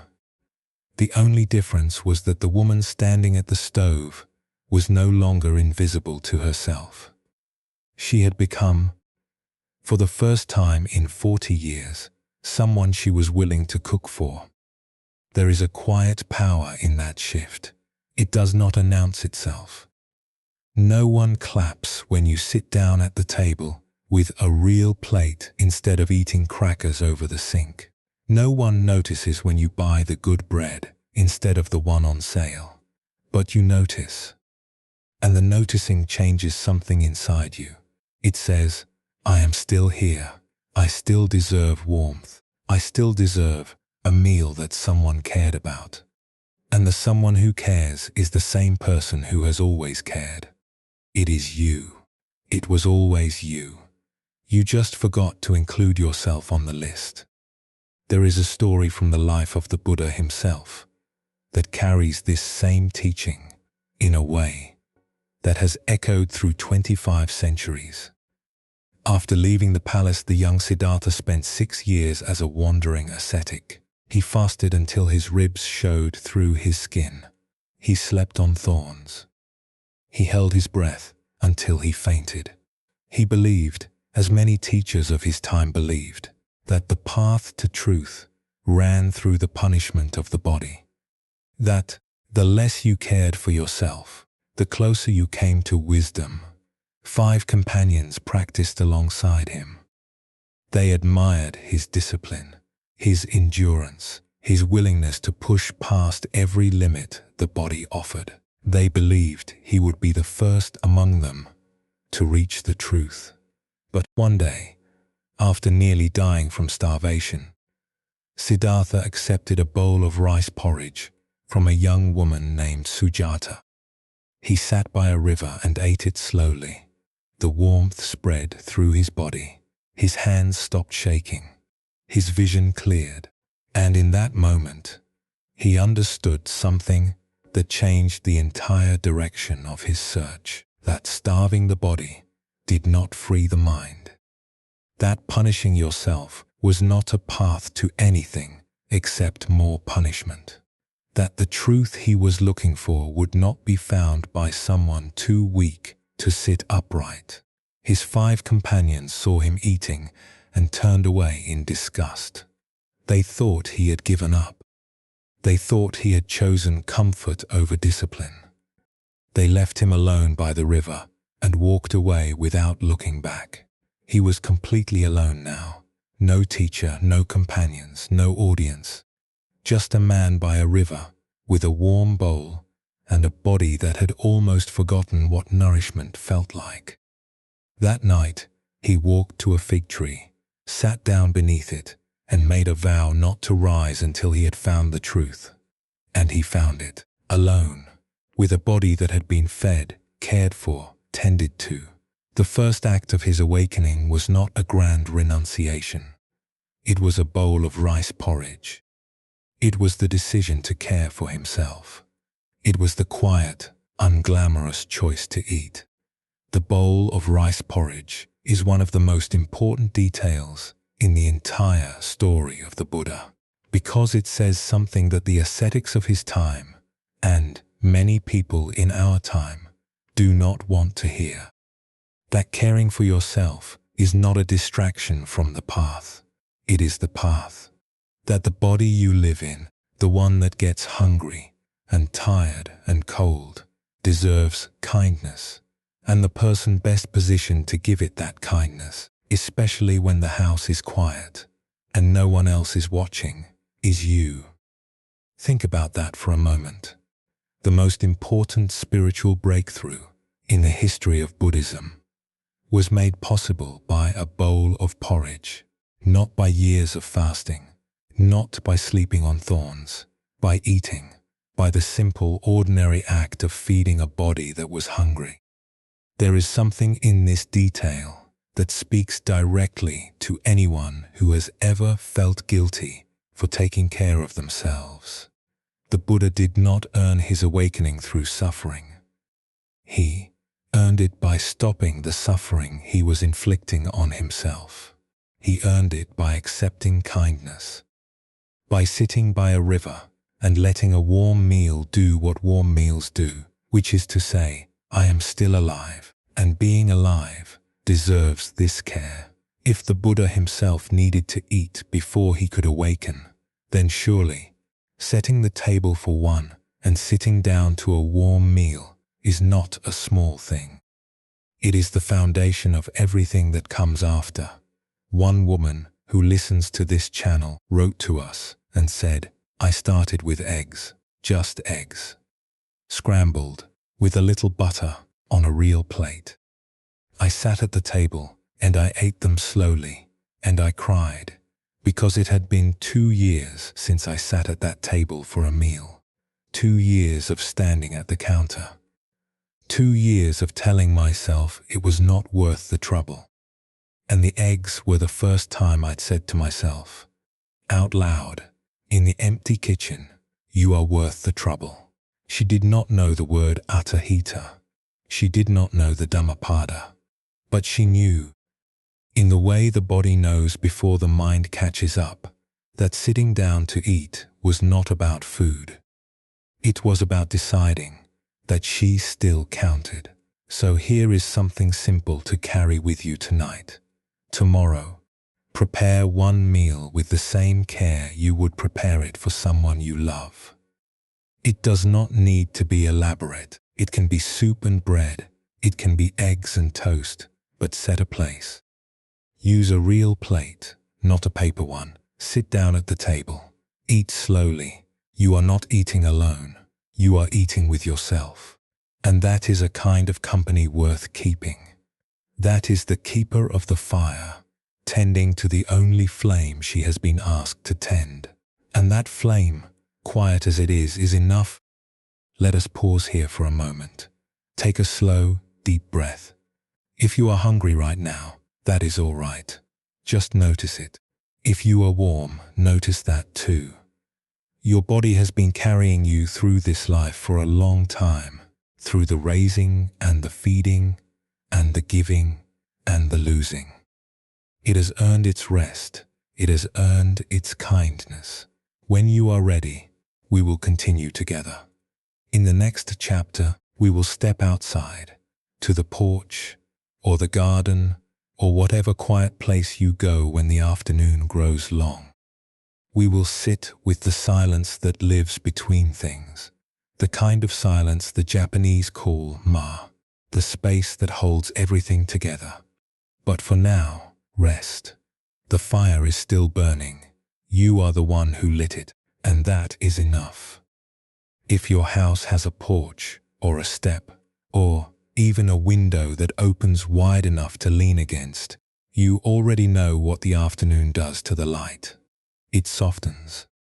The sharp white of midday gives way to something warmer, something amber, something that makes even ordinary things look like they belong in a painting. The shadow of the railing stretches across the floor.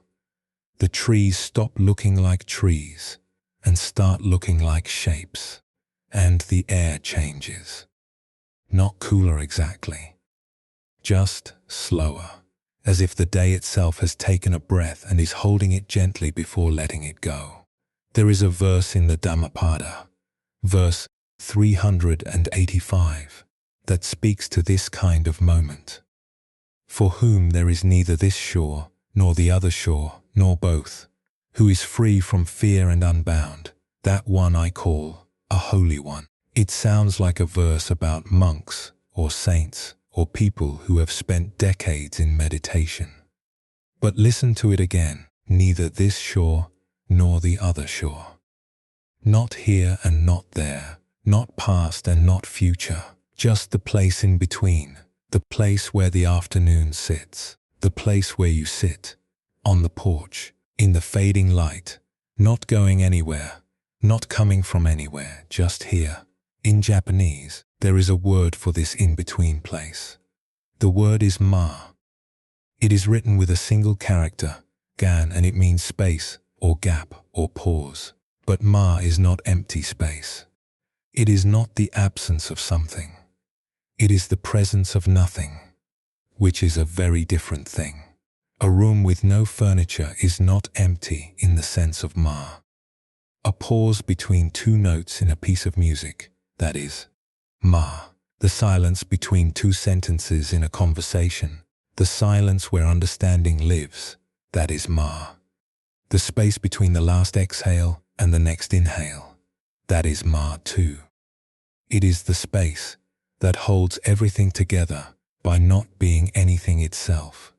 In traditional Japanese architecture, ma is the organizing principle of the entire structure. A room is not defined by its walls or its furniture. It is defined by the space between the walls. The emptiness in the center of the room is the room. The rest is just the frame. The great architect Tadao Ando once said that in his buildings he is not designing walls. He is designing the silence between the walls. And the silence, he said, is where people actually live. This is not an idea that Western culture is comfortable with. We fill. We have always filled. We fill rooms with furniture, calendars with appointments, conversations with words, evenings with television, mornings with plans. The idea that empty space might be valuable, that a pause might contain more meaning than the words around it, that sitting on a porch and doing nothing might be the most productive part of your day. This idea meets resistance in a culture that measures worth by output. But the Buddhist teachers understood something about space that the busy world keeps forgetting. They understood that space is not what you get when you remove everything. Space is what everything rests on. The way silence is not what you get when the music stops. Silence is what the music was resting on the entire time. The notes needed the silence. Without it, music is just noise. Think about the pauses in a conversation with someone you love. Not the awkward pauses, the ones where someone is searching for words. The other kind. The pauses where nothing needs to be said, because everything is already understood. The pause after someone tells you something important and you just sit with it. The pause between the question and the answer. When both of you are thinking. When both of you are present. When the space between you is not empty, but full of something words cannot carry. That is Ma. And if you have ever sat on a porch with someone you love and said nothing for a long time and felt closer to them in the silence than in any conversation, then you already know what Ma is. You just did not have a name for it. The Pali word for this kind of spaciousness is sunyata. It is usually translated as emptiness, and that translation has caused more misunderstanding than almost any other word in Buddhism. Because when people hear emptiness, they think loss, they think absence, they think of the empty chair, the empty bed, the empty house, and they flinch. But sunyata does not mean that kind of empty. It means open, it means spacious, it means uncluttered. It means the kind of empty that a clean room is, or a clear sky, or a morning with nothing planned. It is the emptiness of a bowl before it is filled, not sad, not lacking, just ready. Ready to hold whatever comes next. The old Zen Master Shunryu Suzuki said it this way. In the beginner's mind, there are many possibilities. In the expert's mind, there are few. He was talking about sunyata, about the mind that is open, the mind that has not already decided what everything means. The beginner's mind does not look at an empty afternoon and see a problem to solve. It looks at an empty afternoon and sees an afternoon, full of light, full of air, full of the particular quality of quiet that only the hours between lunch and dinner can hold. Let us explore a story about this. On the western coast of Scotland, in the Highlands, there lived a woman who spent her days mending stone walls. She was 76 years old. Her husband had been a farmer, and when he passed, she kept the land. Not to farm it. She was too old for that, and she knew it. She kept it because the stone walls that ran along the edges of the property, the ones her husband had built with his father 50 years before, needed tending. Stones shifted in the winter. Frost pushed them out of place. Rain loosened the mortar between them. And every spring, the woman walked the perimeter of her land, found the places where the wall had sagged or crumbled, and rebuilt them, stone by stone. Her daughter thought she was being stubborn. "Mum," she said on the phone, "hire someone. You do not need to be out there in the cold moving rocks." But the woman did not hire anyone. She put on her boots and her husband's old waxed jacket, the one that still smelled faintly of wool and rain, and she walked out to the wall. The work was slow.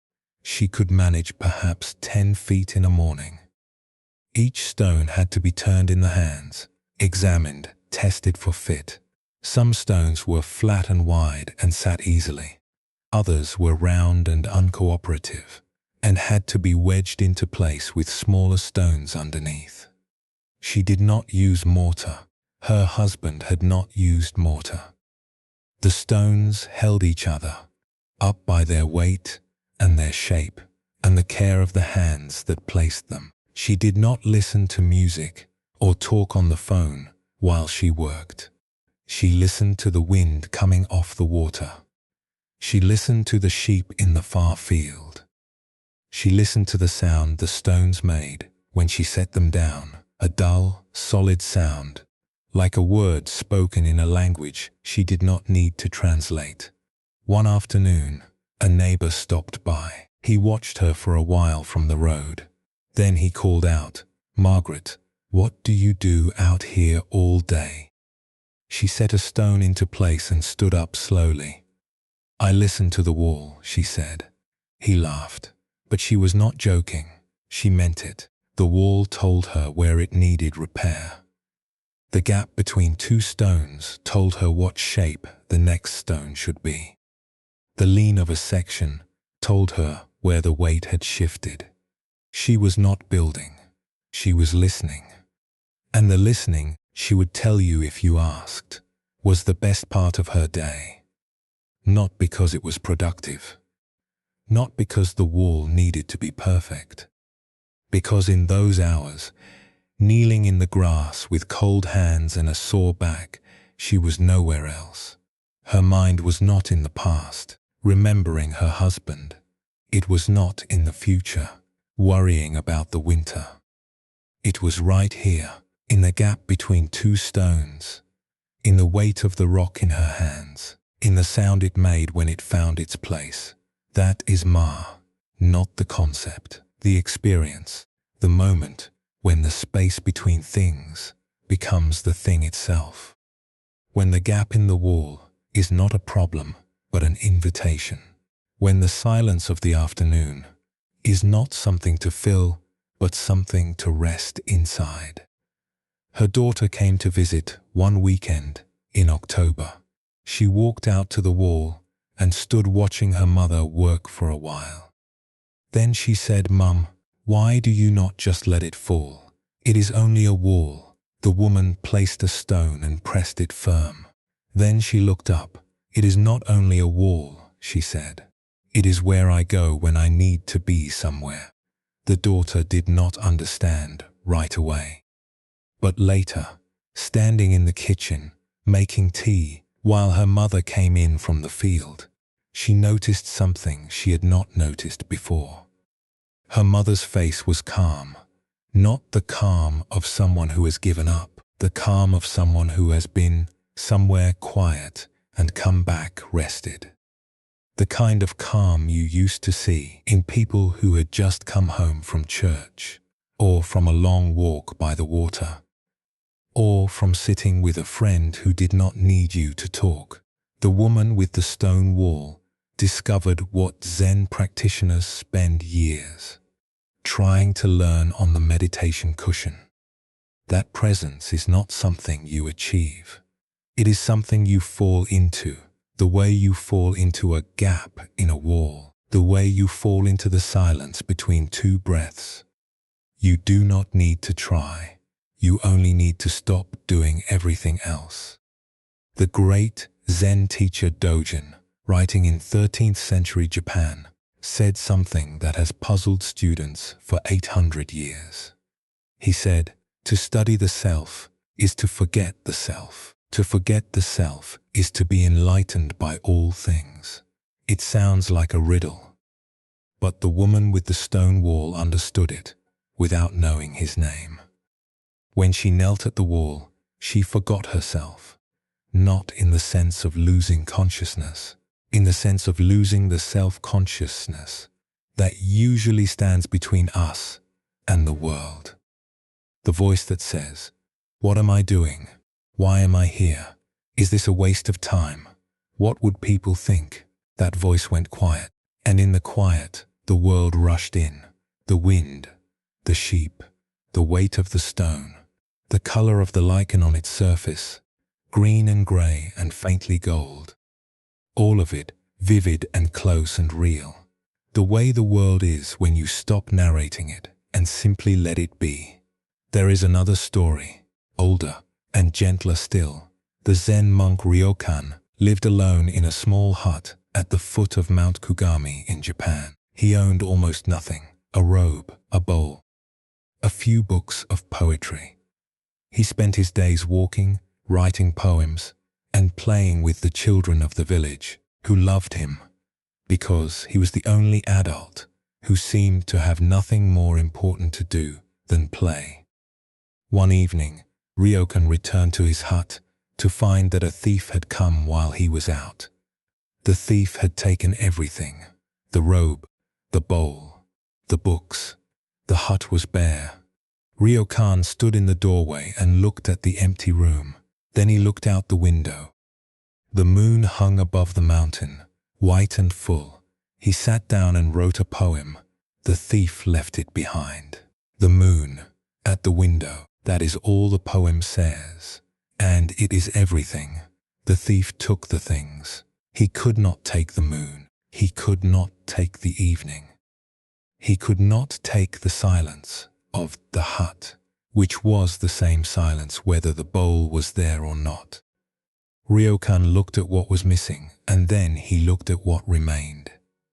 And what remained was the thing that had always been there, the thing he had actually come home for.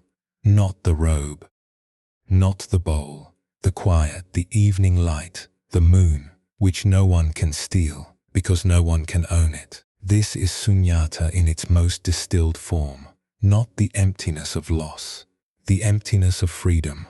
The room is empty, and because it is empty, the moonlight fills it. The afternoon is empty, and because it is empty, you can hear the wind. The porch is empty, and because it is empty, you can sit on it without pretending to be anywhere else. And notice what Ryokan did not do. He did not chase the thief. He did not weep over the lost bowl. He did not rebuild his collection of things. He sat down, he looked up, he wrote a poem, 3 lines.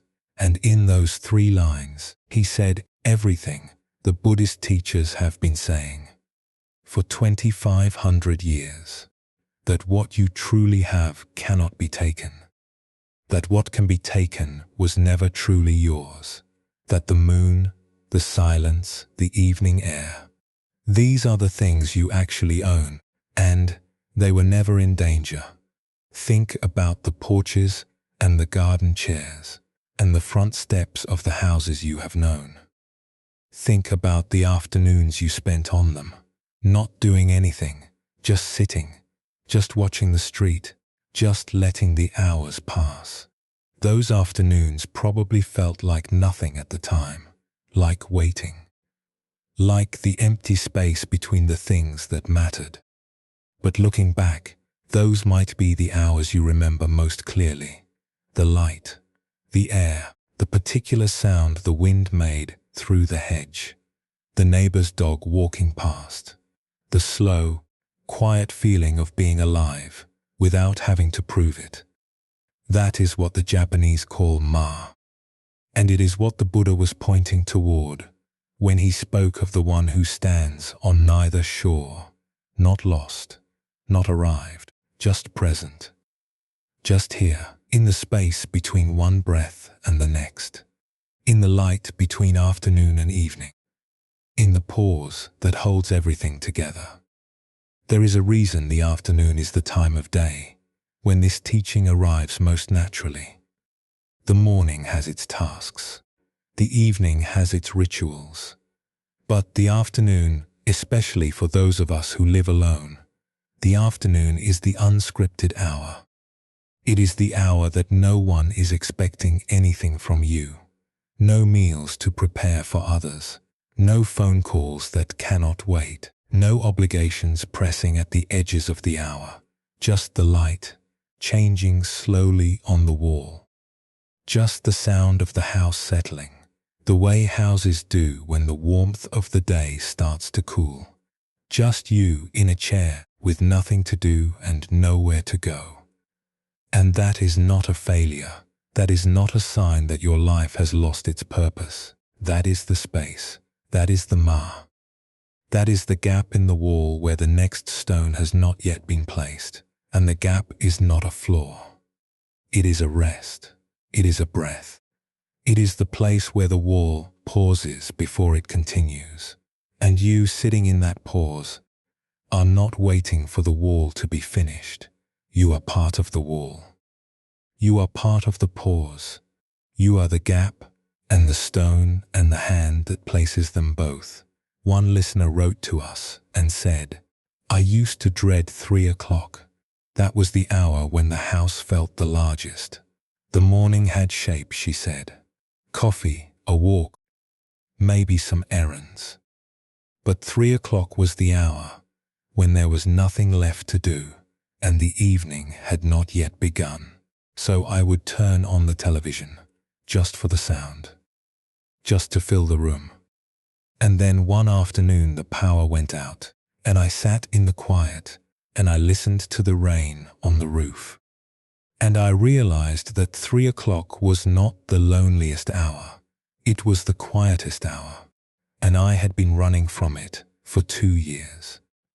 The woman mending the wall and the monk looking at the moon are both telling us the same thing, that the emptiest moments are often the fullest, that the gaps in the wall are what give it its shape, that the silence in the music is what makes the notes sing, and that the afternoon, the quiet, unhurried, unscheduled afternoon, is not a gap in your life. It is your life, and it is asking you gently to sit down and be in it. So here is something simple to carry with you tonight. Tomorrow afternoon, if the weather is kind, step outside, sit on the porch or the step or a chair by the window. Do not bring a book, do not bring the phone, just sit, listen to whatever is there, the birds, the traffic, the wind, the dog next door. Do not name what you hear, do not judge it, just let the sounds come the way they come, the way the wind comes, without asking for permission and without needing a reason. Sit for 10 minutes. That is all. 10 minutes of 10 minutes of the space between things. You are not wasting time. You are making space for the thing that time has been trying to give you, which is rest, which is quiet, which is the simple, extraordinary experience of being somewhere without needing to be anywhere else. Let us pause here for a moment. Take a slow, deep breath. Feel the air come in and then go out again. There is a space between those two breaths, a tiny gap, a pause so small you could miss it. But it is there, and in that pause for just a moment, everything stops. The thinking, the planning, the remembering, just the breath, just the pause. Just you, resting in the space between. When you are ready, we will continue together. In the next chapter, we will step into the evening, the hour when the house makes its own sounds. When the quiet deepens and the night comes close.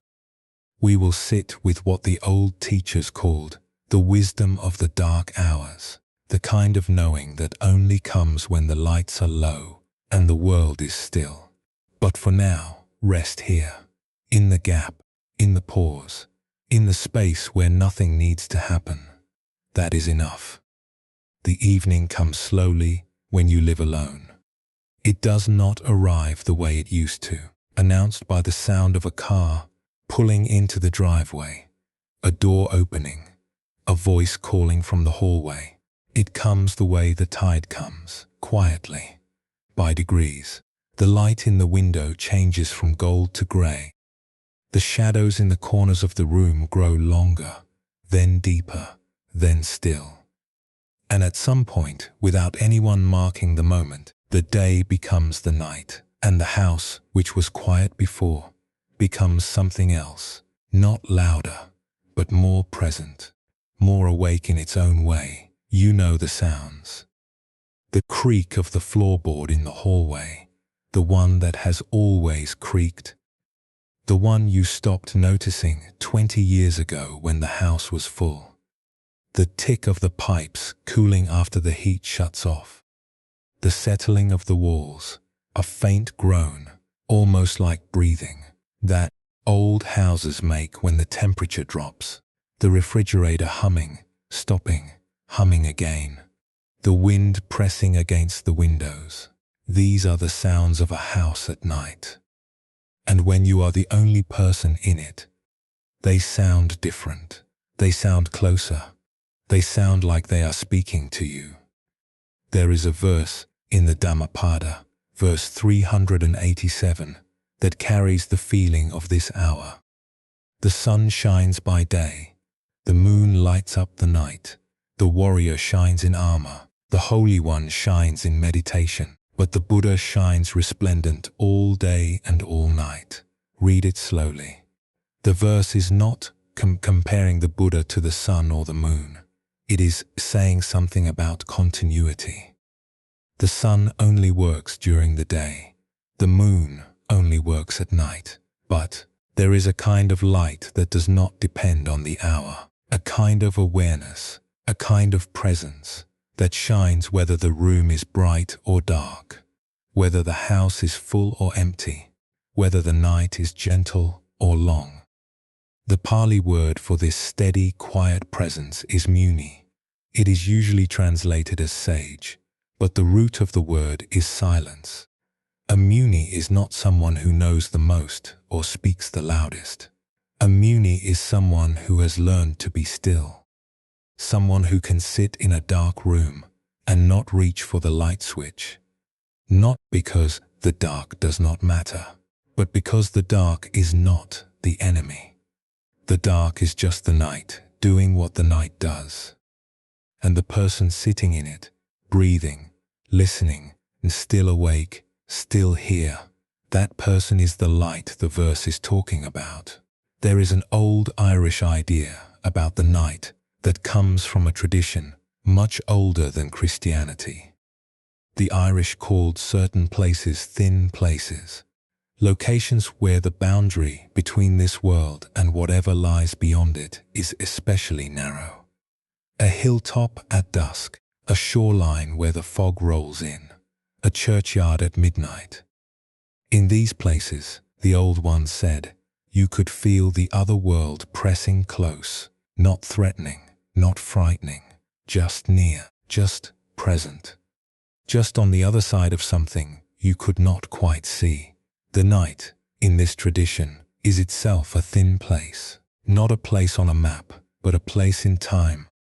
The hours between dusk and dawn are the hours when the veil is thinnest, when the boundary between what you know and what you feel grows narrow, when the thoughts you keep at arm's length during the day step closer and sit down beside you. This is not a curse. It is a gift. Though it does not feel like 1 at 3 in the morning. We are afraid of the dark. Not the literal dark, though that too, but the dark hours. The hours between midnight and dawn when the thoughts come that do not come during the day, the regrets, the worries, the memories that wait until you are alone and tired and have no defenses left before they arrive. 3 in the morning, someone once said, is the hour when you know everything you have been avoiding. It is the hour when the house stops pretending to be just a house and becomes a container for every thought you have been pushing away. The Buddhist teachers did not run from this hour. They sat in it. The tradition of night vigil, of meditating through the watches of the night, is one of the oldest practices in Buddhism. The Buddha himself was said to meditate in the last watch of the night, the hours before dawn, when the world is at its stillest and the mind is at its most transparent. He did not do this because the night was safe. He did it because the night was honest. The thoughts that came at 3 in the morning, the fears, the doubts, the raw and unfiltered contents of the heart, those were the thoughts that needed to be seen. Not in the comfortable light of day, when you can dress them up and explain them away. In the dark, where they are exactly what they are. Let us explore a story about this. In a city in old Persia, there was a night watchman. His name is not recorded in any history. He was simply the man who walked the streets after dark, carrying a lamp, calling the hours. He was not a soldier. He was not a guard. He carried no weapon.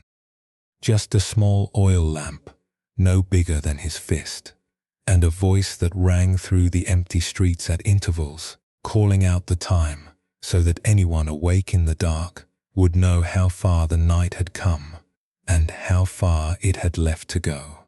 He walked the same route every night, past the bakery that would open at dawn, past the mosque whose courtyard was silver in the moonlight, past the houses where families slept, their windows dark, their doors shut against the cold. He walked alone, and the only sound besides his own footsteps was the creak of the lamp swinging on its chain. One night, a young man stopped him. The young man was a student, studying with a Sufi teacher, and he had been given a question to carry through the night as a meditation. The question was this: what does the lamp do to the darkness? The watchman looked at him. He lifted his lamp. The circle of light around them was small, perhaps 10 feet.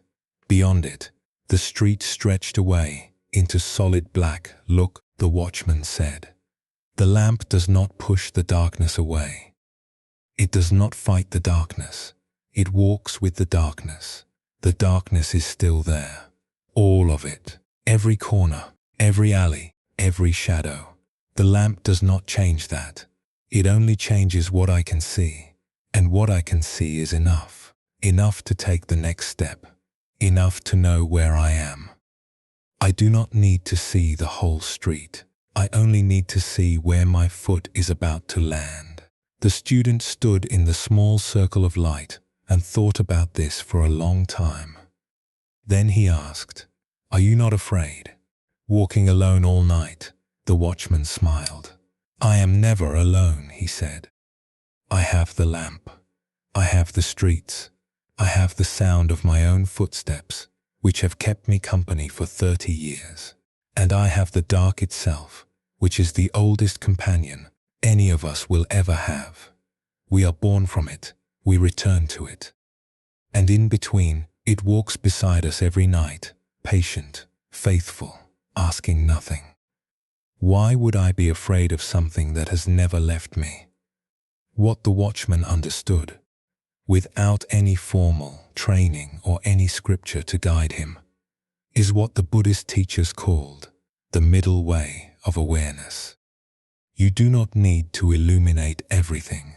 You do not need to understand every thought, solve every worry, answer every question the dark hours bring. You only need enough light to take the next step, enough awareness to see what is right in front of you, enough steadiness to keep walking, even when the street ahead is dark. This is what the Muni does. The Muni does not conquer the night. The Muni walks through it, slowly, with a small light, and the small light is not knowledge or answers or certainty. The small light is simply presence. The willingness to be awake, to be here, to keep breathing, even when the dark is vast and the lamp is small. The Sufi tradition has a name for this kind of walking. They call it the night passage. Not a passage to somewhere, a passage through. Through the dark hours, through the doubts, through the sleepless stretches, when the mind will not rest and the body will not settle. The great Sufi poets wrote about the night passage as the most important crossing a person can make. Not because it is pleasant, because it is honest. The day has 100 places to hide. The day has noise and errands, and other people's faces. The night has none of that. The night strips you down to what you actually are. And what you actually are, the Sufi teachers said, is someone who can walk through the dark and still be whole on the other side. The Persian poet Hafiz wrote, "I wish I could show you, when you are lonely or in darkness, the astonishing light of your own being." He was not speaking in metaphor. He was saying that the light you are looking for in the lamp, in the television, in the phone screen, in the voice of someone who is no longer there, that light is already in you. It has always been in you. The darkness does not threaten it. The darkness reveals it. The way the stars are always there during the day, but you can only see them when the sun goes down. Here at Moonlit Dharma, we think about this teaching often, especially in these late hours when many of you are listening. The dark is not your enemy. The 3 o'clock thoughts are not your enemy. They are just the night doing what the night does. And you, listening in the dark with the sound of the house around you, you are the lamp. You are the small, steady light that the darkness cannot reach. Not because you are stronger than the dark, because light and dark do not fight. They coexist. They always have. And the one who understands this, the one who can sit in a dark room and not panic, not reach for the phone, not turn on every light in the house, that one has learned something the Sufi watchman knew. That enough light is enough. There is a second story, older still, from the life of the Buddha himself. After his awakening, the Buddha spent several weeks sitting beneath different trees near the river, absorbing what he had found. During the 6th week, he sat beside a lake called Mukhalinda. And while he sat, a great storm came. The sky darkened. The wind tore through the trees. Rain fell so heavily that the lake rose around him. A great cobra, the king of the Nagas, rose from the water. He coiled his body around the Buddha 7 times, forming a shelter. He spread his wide hood over the Buddha's head like an umbrella, and the Buddha sat. He did not move.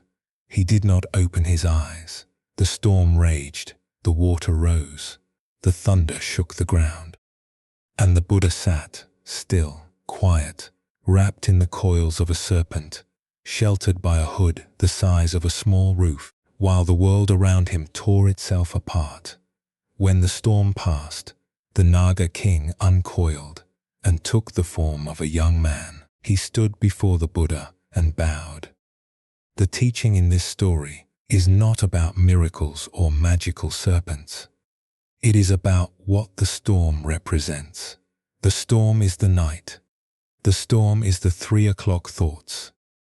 The storm is the wind that presses against the windows and the creak that makes you hold your breath, and the memory that arrives without warning and sits on your chest until you cannot breathe. The storm is everything that comes when the house grows dark and the defenses grow thin. And the Buddha did not fight the storm. He did not run from it. He did not pray for it to stop. He sat in the middle of it and let it be a storm. And something came, unbidden, to shelter him. Not a wall, not a roof, something alive. Something that rose from the very water that was rising to drown him. There is a detail in this story that is easy to pass over. The Naga did not appear before the storm. He appeared because of the storm. He rose from the water that was rising to threaten the Buddha. The very thing that could have harmed him became the thing that sheltered him. The storm created the shelter. That is the teaching, that the dark hours, the hard nights, the sleepless stretches when the thoughts will not stop, these are not just trials to endure. They are the conditions under which something inside you rises. Something steady, something ancient, something you did not know was there until the night called it forth. The old teachers said, the cobra represents something inside each of us. A strength we do not know we have until the storm arrives. A steadiness that is not the opposite of fear, but the companion of it. You can be afraid and still be steady. You can hear the house creak at midnight and feel your pulse quicken and still know, somewhere underneath the fear, that the house is just settling, that the creak is just wood, that the night is just the night, and that you have survived every night before this one, every single one. And you will survive this one too. Think about the sounds your house makes at night. Think about the ones that used to be background noise when someone else was in the next room, breathing, turning pages, watching television with the volume low. Those same sounds, heard alone, become something else. They become louder. They become more specific. The creak is no longer just a creak. It is this creak, in this hallway, at this hour. And the mind, which is very good at making stories, turns the creak into a question. What was that? Is something wrong? Am I safe? One woman told us that after her husband passed, she could not sleep without the television on. Not because she wanted to watch anything, because the voices kept the house from feeling like it was listening to her. The silence at night, she said, felt like it had ears, like it was waiting for her to say something, to admit something, to confess how afraid she was. And she was afraid, not of burglars or storms or any physical danger. She was afraid of the quiet itself. Afraid that if she sat in it long enough, it would tell her something she did not want to hear. That she was alone. That the aloneness was permanent. That no one was coming. She kept the television on for 2 years. Then one night, the power went out during a storm. She lay in the dark, listening to the rain and the wind and then the house, and she waited for the fear to arrive. It arrived. It sat on her chest the way it always did. But this time, instead of reaching for the remote, she breathed. She breathed the way she had read about once, slowly, counting the exhales. And after a while, the fear did not leave, but it grew smaller. It stopped sitting on her chest and moved to the corner of the room, where it sat like a tired animal. And she fell asleep, without the television, without any sound at all except the rain and the house. But the creak is not a question. The creak is an answer. The house is saying, I am still here. I am still standing. I have held you through every night for years, for decades, and I am holding you now. The pipes are cooling because the heat did its job. The floor is settling because the wood is resting. The wind is pressing against the glass because the glass is strong enough to hold. Every sound in the house at night is a small report from the structure that surrounds you. And every report says the same thing. You are held. You are sheltered. The walls are doing their work. You have been through nights before, hundreds of them, thousands. You have lain awake at 2 in the morning, listening to someone you love breathe in the next room. And that was a kind of night. You have lain awake at 2 in the morning, listening to nothing, and that was a different kind of night. But you were the same person in both of them. The same steady, quiet light, the same lamp. And the lamp does not go out just because the street is dark. It keeps burning. It has always kept burning. That is what you do. That is what you have always done. So here is something simple to carry with you tonight. When you hear the house speak, and it will speak, because houses always do not flinch. Listen. Listen the way the watchman listened to the streets. Listen the way the Buddha listened to the storm. Not with fear, with attention. The creak is just wood. The tick is just the pipe. The hum is just the refrigerator, keeping your food cold, doing its quiet, faithful work while you sleep. These sounds are not the absence of company. They are the company of the house itself, the oldest companion you have, the one that has never left. Let us pause here for a moment. Take a slow, deep breath. Let the night be the night. Let the sounds be sounds. You do not need to understand them, or name them, or worry about them. Just let them be there, the way the stars are there, the way the dark is there, the way you are there, steady, still, a small lamp in a large night. And that is enough. When you are ready, we will continue together. In the next chapter, we will arrive at the last hour, the hour before sleep, when the body asks to rest and the heart asks to be held. We will talk about what it means to close the day alone, and how the closing itself can become a kind of prayer. But for now, rest here. The house is holding you. It has always been holding you, and the night, for all its darkness, is not empty. It is full of you. The last hour of the day is the gentlest. The dishes are washed, or they are not. The doors are locked, or they will be soon. The lights go off one by one. Kitchen first, then hallway, then the lamp by the chair, where you sat reading or not reading, just sitting, just letting the evening pass. And now the house is nearly dark. Just the light in the bedroom.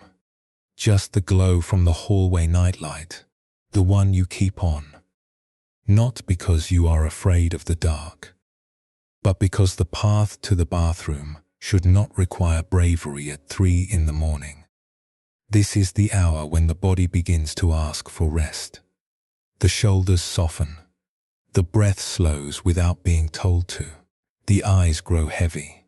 And the mind, which has been running all day, sometimes quietly and sometimes not, begins to loosen its grip on the thoughts it has been carrying.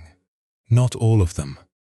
The mind does not let go of everything at once, but it loosens, the way a hand loosens on a rope, not releasing, just easing, just allowing the weight to settle into something the body can hold, while the mind steps away for a few hours. There is a verse in the Dhammapada, verse 236, that speaks to this moment with a directness that can feel almost startling. You yourself must strive. The Buddhas only point the way. There is no softness in this verse, no comfort, no promise that someone will carry you. Just the plain, clear statement that the work is yours. The striving is yours. The path is yours to walk, and no teacher, no scripture, no voice on a recording late at night can walk it for you. But there is a deeper kindness in this verse than first appears. Read it again, slowly.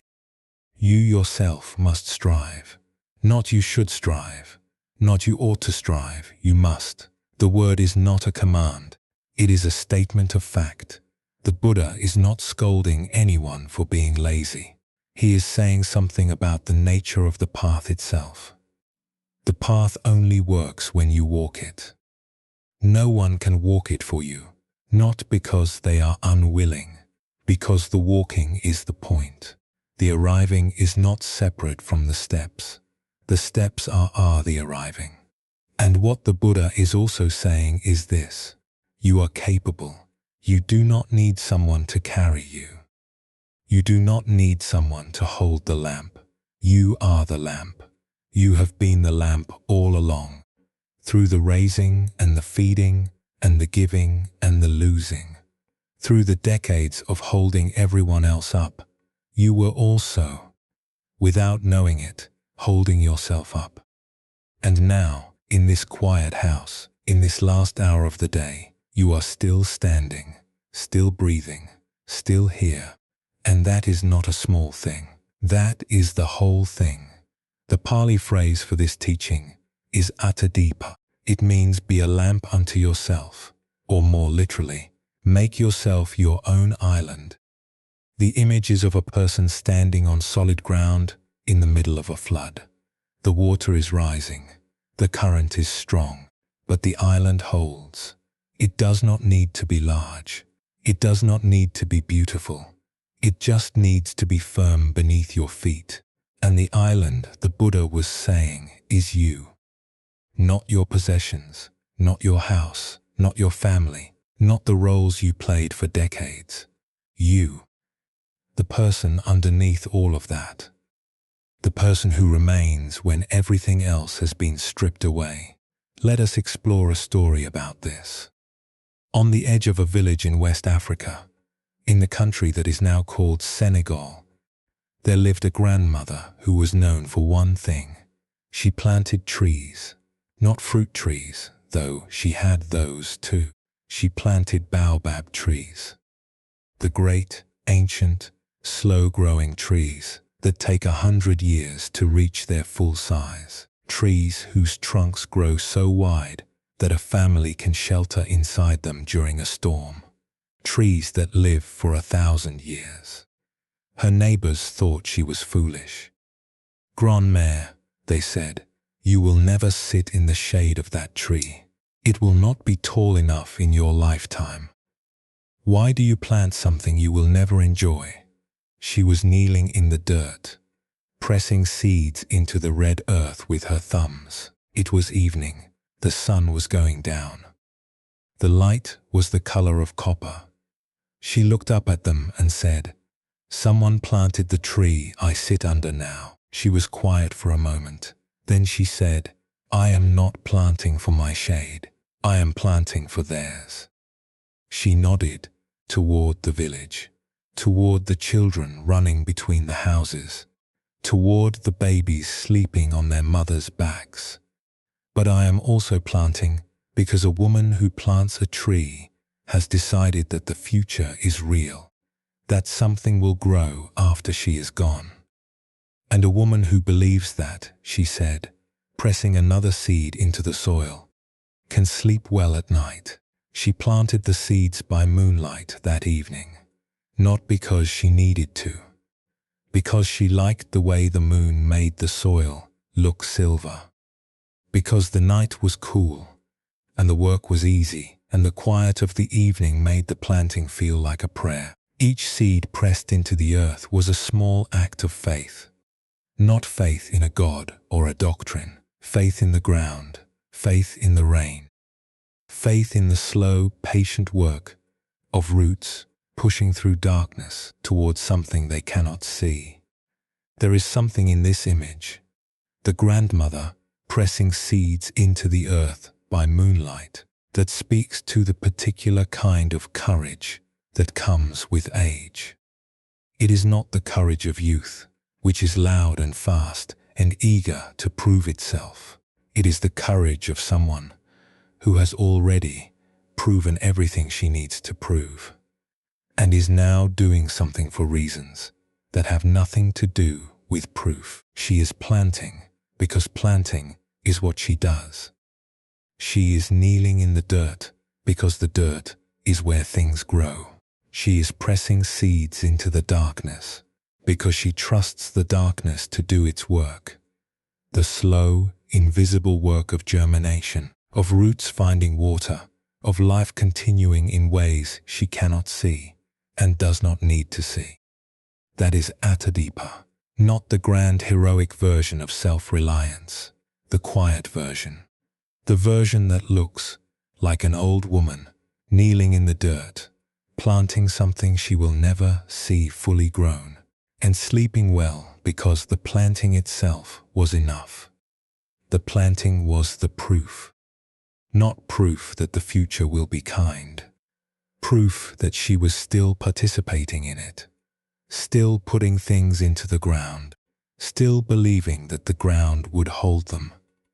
In the Therigatha, one of the oldest collections of poetry in the Buddhist tradition, there are poems written by women.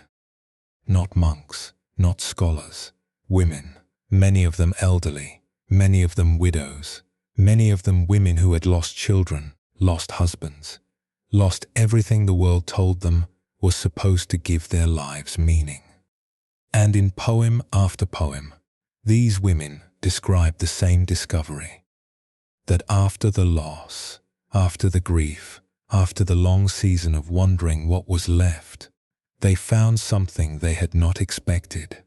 They found themselves, not the self that was someone's mother, or someone's wife, or someone's daughter, the self that was simply alive, simply breathing, simply here. One of the most famous of these poems was written by a woman named Muta. Her poem is only a few lines long. It says, So free, so free, so gloriously free. Free from three crooked things, the mortar, the pestle, and my crooked husband. She was not being cruel. She was being honest. For years, her life had been defined by grinding grain and serving a difficult man. And when she was finally free of those tasks, she discovered something underneath them. A woman, a whole person, someone who had been there all along, hidden beneath the roles, waiting to be seen. Another poem in the Therigatha was written by a woman named Sumangala Mata, the mother of Sumangala. Her poem says, "So free am I, free from the kitchen, free from the husband, free from the pestle and the pot, and I am free from the man who made me his shade tree." She had spent her life cooking and cleaning and sheltering a man who treated her like a servant. And when that life ended, she did not collapse. She bloomed. She wrote a poem. She stood in the sun and said, "I am here. I am free. I am my own person." The Therigatha is full of women like Mutta and Sumangalamata. Women who found freedom not by escaping their lives, but by outliving the definitions their lives had given them. The definition of mother, the definition of wife, the definition of caretaker. These definitions were not false. They were real and important, and the women honored them. But the definitions were not the whole truth. Underneath the mother was a person. Underneath the wife was a person. And when the children grew and the husband passed, and the house grew quiet, that person was still there, still alive, still capable of joy. There is a Navajo prayer that carries this same teaching in a different tongue. It is called the Beauty Way, and it is spoken at the close of the day, or at the close of a ceremony, or at any moment when a person needs to remember where they stand. It goes like this. In beauty I walk. With beauty before me I walk. With beauty behind me I walk. With beauty above me I walk. With beauty below me I walk. In beauty all around me I walk. It is finished in beauty. Notice what the prayer does not say. It does not say, "In beauty I am carried." It does not say, "With beauty beside me someone walks." It says, "I walk. The walking is mine." The beauty is not a destination. It is a condition. It is the condition of being alive, of being present, of placing one foot in front of the other on the ground that holds you. And the prayer says this beauty is above you and below you and before you and behind you. It is everywhere. It is not something you have to find. It is something you are already inside of. You just have to notice. The Navajo elders say this prayer at the end of the day because the end of the day is when people forget. They forget that they are held. They forget that the ground is still beneath them. They forget that the sky is still above them. The busyness of the day keeps these things invisible, the way city lights keep the stars invisible. But at the end of the day, when the busyness fades and the lights go down, the stars appear, the beauty appears, not because it arrived, because you finally stopped moving long enough to see it. And the prayer does not ask for beauty. It does not request it or bargain for it. It states it. In beauty I walk, present tense, already happening, already true. The beauty is not coming. The beauty is here. It has been here all day, underneath the errands and the worries and the small, necessary tasks that filled the hours. And now, in this last hour, it rises to the surface. The way warmth rises through a blanket, the way breath rises through the body, quiet and steady and sure. That is what this last hour of the day is for. For noticing, for resting in the simple fact that you are still here, still breathing, still inside the beauty that the Navajo prayer describes. Even if the beauty tonight is just a quiet room and a warm blanket and the sound of your own breath. Think about everything your body has done today. It woke you up. It carried you from room to room. It heated the water for your tea. It held the cup. It felt the warmth. It walked you to the porch and sat with you in the afternoon light. It listened to the house at night and did not run. Your body has been your companion through every chapter we have walked through tonight. Every teaching, every story, every breath. And now it is asking you for the simplest thing it can ask. Rest. Just rest. Let the muscles soften. Let the jaw unclench.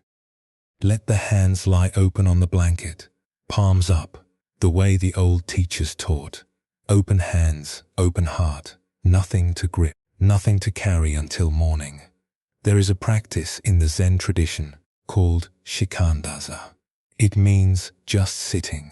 Not meditating on a phrase, not counting breaths, not trying to achieve anything at all, just sitting, just being a body in a room, breathing, aware, alive. The Master Dogen said that shikantaza is not a step on the way to something. It is the thing itself. Just sitting is the whole practice. Just being here is the whole practice. And just lying down in this last hour, in this quiet house, with your hand on your chest and your breath, slowing, and the night outside doing what the night does. That is the whole practice too. You do not need to add anything to it. You do not need to be better at it. You just need to let it happen. The way sleep happens, the way the night happens, the way the morning will happen, whether you plan for it or not. Let us return for a moment to the last days of the Buddha's life. He was 80 years old. His body was failing. He had been teaching for 45 years, walking the roads of northern India, speaking to kings and farmers and monks and ordinary people who stopped to listen beneath the trees. And now, lying on his side between two sal trees in a grove near the town of Kushinagar, he knew the end was near. His closest companion, Ananda, was beside him. Ananda, who had been with him for 25 years. Ananda, who had memorized every teaching, arranged every meeting, washed the robes, and prepared the meals, and stood quietly in the background while the Buddha changed the world. Ananda, who loved him not as a god but as a friend, and Ananda was weeping. The Buddha looked at him and said the words that have echoed through 25 centuries. Be a lamp unto yourself. Be your own refuge. Take no other refuge. Let the truth be your lamp. Let the truth be your refuge. Take no other refuge. He did not say, find another teacher. He did not say, build a temple in my name. He did not say, gather the monks and continue my work. He said, be your own lamp. In the last hour of his life, the greatest teacher in the history of Buddhism told his closest friend that the teaching was already inside him, that it had always been inside him, that the lamp he had been following for 25 years was not the Buddha's lamp, it was his own. The Buddha had only shown him where to look. Ananda wept. Of course, he wept. The person he loved most in the world was leaving. He had spent 25 years standing in the shadow of a great light, and now the light was going out. He could not imagine the morning without the teacher's voice. He could not imagine the road without the teacher's footsteps. He had defined himself for so long as the one who walks beside the Buddha that he had forgotten he was also the one who walks. But inside the weeping, if you listen closely to the old texts, there is something else. There is the beginning of understanding. The beginning of the recognition that the man on the ground, dying between two trees, had given him the only gift that mattered. Not answers, not doctrines, not a system to follow, a mirror. A way of seeing himself clearly enough to know that he could stand on his own. That is what tonight is. Not a teaching, a mirror. Everything we have walked through together. The quiet house, the morning tea, the objects that hold our memories, the meal cooked for one, the afternoon porch, the sounds the house makes at night. All of it has been pointing to this single, quiet truth that you are your own refuge, that the lamp is already lit, that the island is already firm beneath your feet. You do not need to build it. You only need to notice it, to stand on it, to rest on it. The way you are resting now, in this last hour, in this quiet room, in this gentle dark. So here is something simple to carry with you tonight. Before you close your eyes, place your hand on your chest. Feel your heart beating. It has been beating all day, all year, all your life. It did not stop when the children left. It did not stop when the partner was gone. It did not stop when the house grew quiet. It kept beating steady, faithful, quiet. That is your lamp. That is your island. That is the fire the Polynesian women tend, the tree the African grandmother planted, the ground the Navajo prayer walks upon. It is yours. It has always been yours.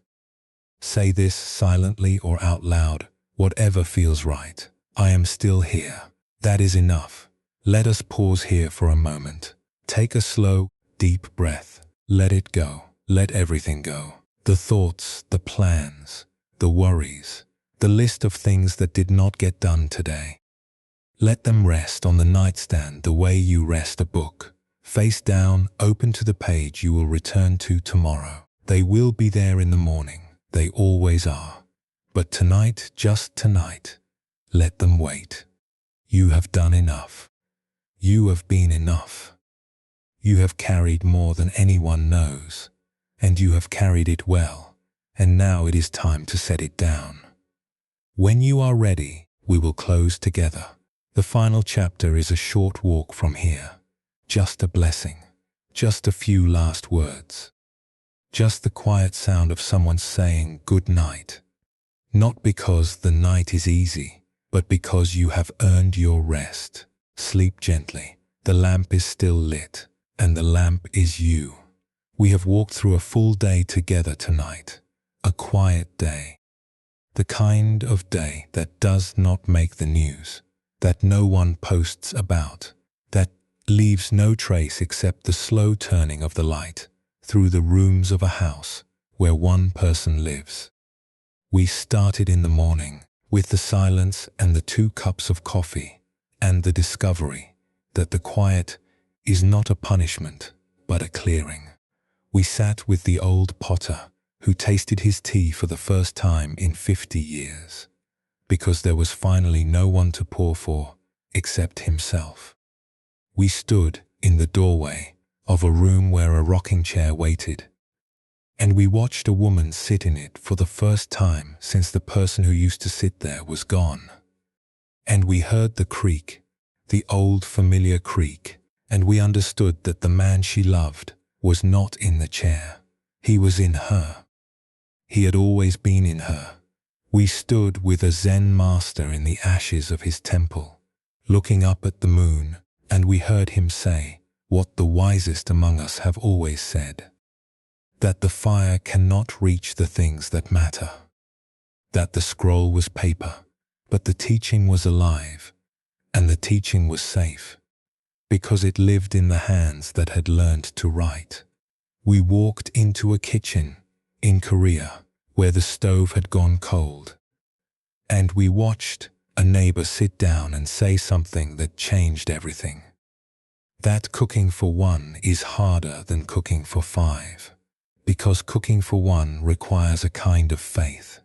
The faith that you, by yourself, are worth a warm meal.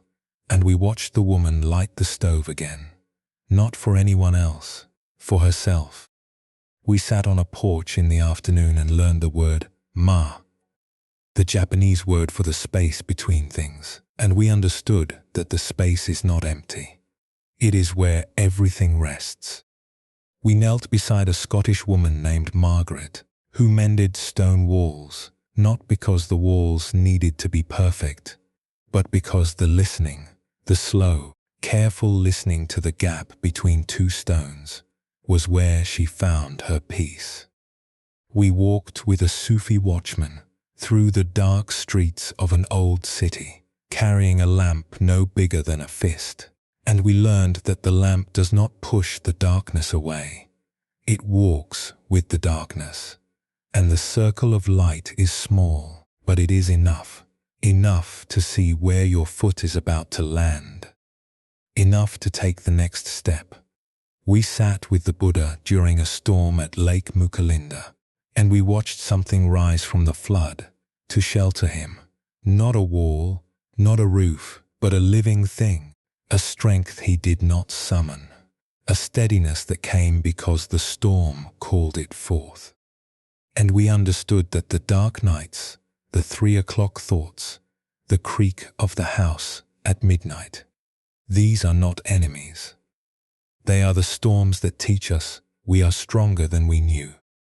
We knelt in red earth with an African grandmother who planted baobab trees by moonlight, trees she would never sit under, trees that would take 100 years to grow, and she told us why. Because a woman who plants a tree has decided that the future is real, and a woman who believes that can sleep well at night.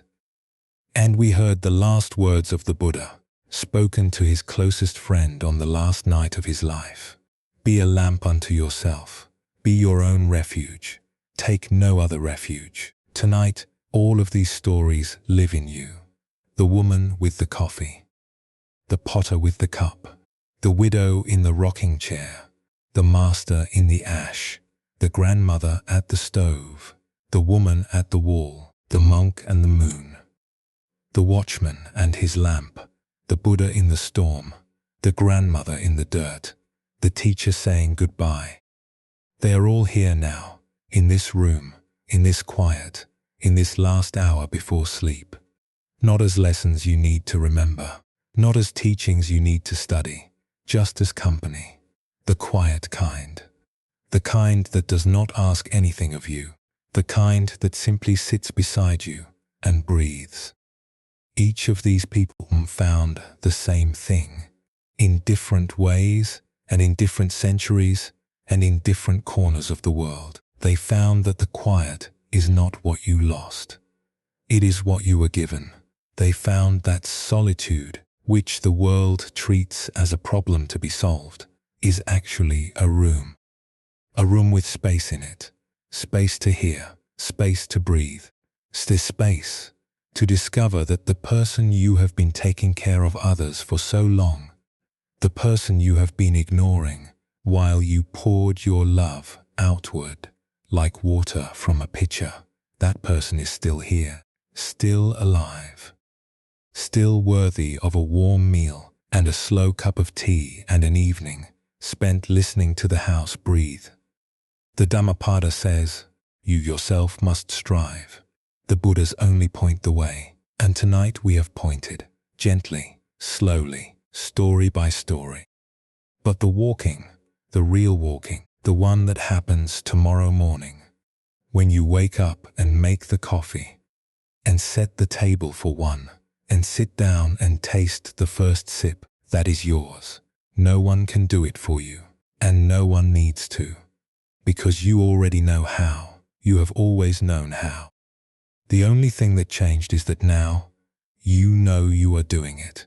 Now you are paying attention to the cup in your hands. And that attention, that sati, that gentle remembering that you are here, is the beginning of everything. Think about the day you have lived today. Not the one in this recording, the one in your actual life, the morning, the afternoon, the evening, the small things you did that no one saw, the cup you washed, the door you locked, the light you turned off, the blanket you pulled over your shoulders. Each one of these acts was a small tending, a small keeping of the fire. You may not have thought of it that way. You may have thought of it as just getting through the day, but it was more than that. It was you taking care of yourself quietly, faithfully, the way you have taken care of others for decades. And the fact that no one was watching does not make it smaller. It makes it larger. Because kindness that requires an audience is performance. Kindness that happens in an empty kitchen at 7 in the evening, with no one to see and no one to thank you, that is the real thing. That is the fire. There is one more story to tell tonight, a small one, the smallest of all. There was a woman who lived alone in a house, with a window that faced east. Every night, before she went to bed, she opened the window. Not wide, just a crack, just enough to let the night air in. She did this in summer and in winter, in rain and in clear weather. Her daughter asked her about it once. "Mom, why do you always open the window at night?" "It is cold. You will catch something." The woman thought about it for a moment. Then she said, "I like to hear the outside. The crickets in summer, the rain in fall, the wind in winter. When the window is closed, the house is just a house. But when the window is open, even a little, the house is part of the world. And I do not want to sleep in a house that is cut off from the world. I want to sleep in a house that breathes." She opened the window every night for 15 years after her husband passed. She slept with the sound of the world, coming in through the crack, mixing with the sounds of the house, the refrigerator, the pipes, the settling of the walls. And the two sounds together, the inside and the outside, made a kind of music that she never named but always recognized. The music of a house that is not closed off, a house that is still part of things. A house where someone lives who has not given up on the world, who still wants to hear the crickets, who still opens the window even when it is cold, because the cold air on her face reminds her that she is alive. That is the last image for tonight, not a grand teaching, not a verse from an ancient text, just a window cracked open letting the night in, and a woman lying in bed listening to the world breathe while she breathes with it. She did not know the word Viveka. She did not know the word Sati or Sunyata or Atadipa. She had never read the Dhammapada or heard of Ryokan or studied the teachings of the Sufi Masters. But she knew something that all of them knew, that closing yourself off from the world does not protect you, it shrinks you. And that letting the world in, even a little, even just a crack, even just enough to hear the crickets, keeps you alive in a way that no locked door can. Her daughter found the window open every morning for 15 years. She would close it and shake her head and say, "Mum." And the woman would smile and say nothing, because some things cannot be explained. Some things can only be lived. The open window was not a habit, it was a prayer. A wordless nightly prayer that said, "I am still part of this. I am still breathing with the world. I have not given up. I have not closed the door. I am still here, and here is still good. You do not need to open your window tonight, though you can if you like. You just need to know that the world is still there. On the other side of the glass, on the other side of the walls, on the other side of the quiet. The birds are roosting. The stars are turning. The neighbor's porch light is on. The street is empty and clean and waiting for morning. And you are here, in your bed, in your house, in your life, breathing, still breathing, after everything, still here. The old Buddhist teachers had a word for the way a day ends. They called it the third watch of the night. It was the watch before dawn, the darkest hour, the hour when the world is at its most still, and they said that this was the most important watch. Not because anything happened in it, because nothing happened in it. And in the nothing, if you were very still, you could hear the truth.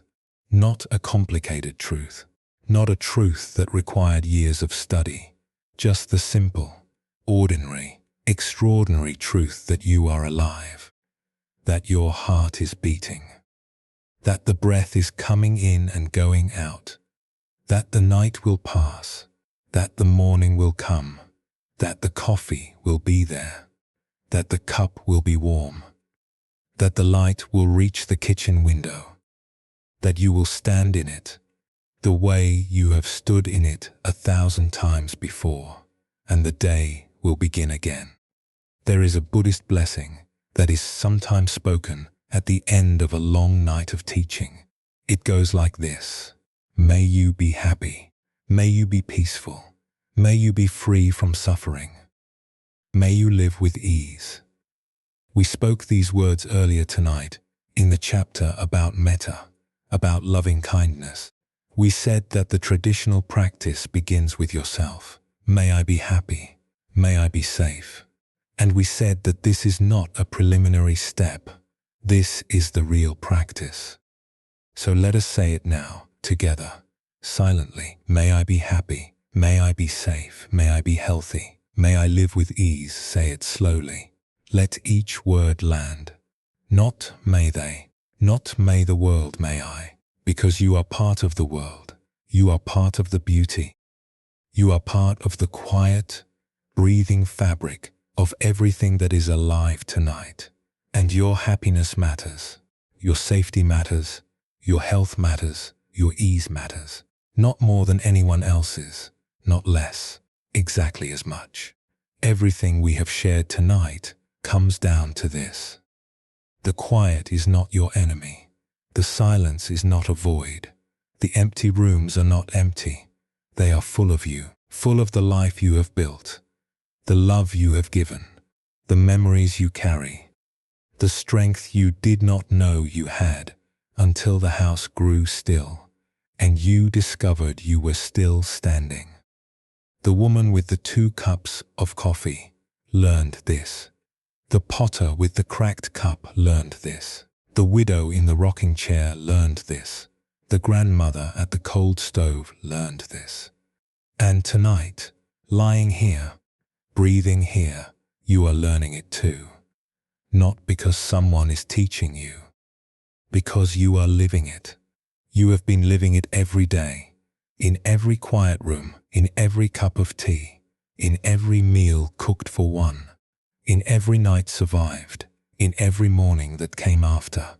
You are the lamp, you are the island, you are the fire, and the fire does not need to be large.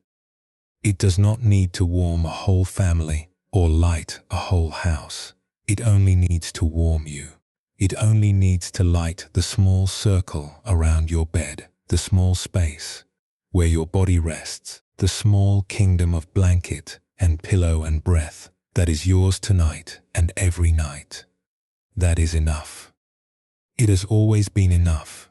Before we close tonight, I want to say something directly to you, not to the audience, to you, the person lying in the dark right now, or sitting in a chair, or resting on a couch with a blanket pulled up.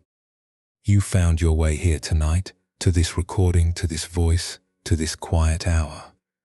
And that tells me something about you. It tells me that you are someone who is still looking, still listening, still open to the possibility that the quiet might have something to say. And it does. It has been saying it all night. It is saying it now. You are not alone. You are alone in the house, yes. But you are not alone in the world. There are women in coastal towns making 2 cups of coffee out of habit. There are grandmothers in Korea lighting stoves for the first time in months.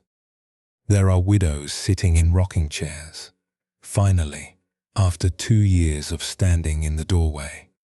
There are women in Scotland mending walls and women in Senegal planting trees, and women in small houses everywhere, opening windows, letting the night air in, breathing with the world. You are one of them.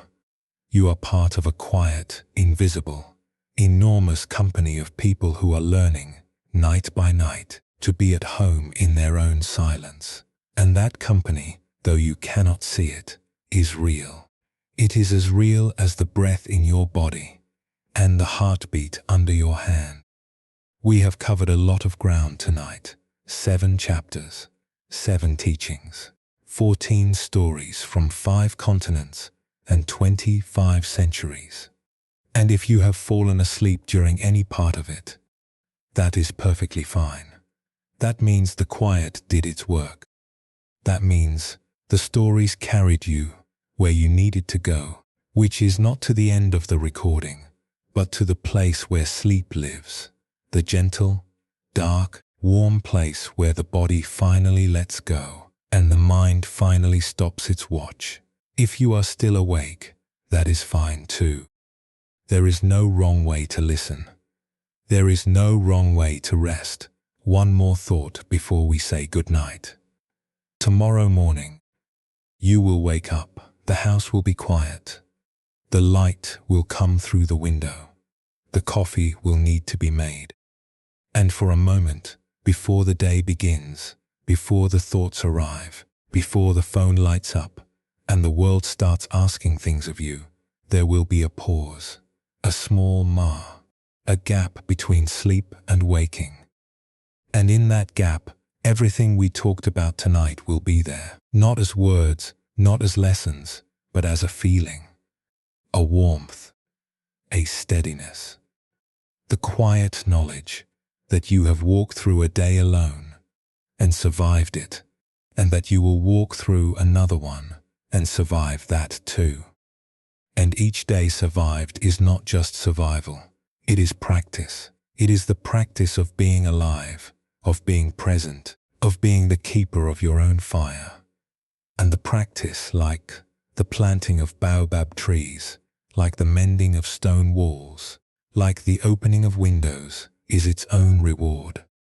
If tonight has brought you some comfort, we would be grateful if you would share it with someone who might need it, a friend who lives alone, a sister who has been quiet lately, a neighbor whose lights you see on late at night.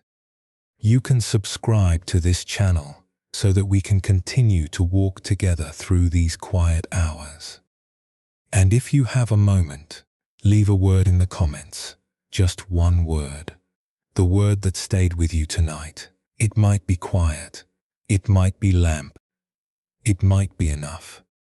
Whatever it is, it will be there in the morning.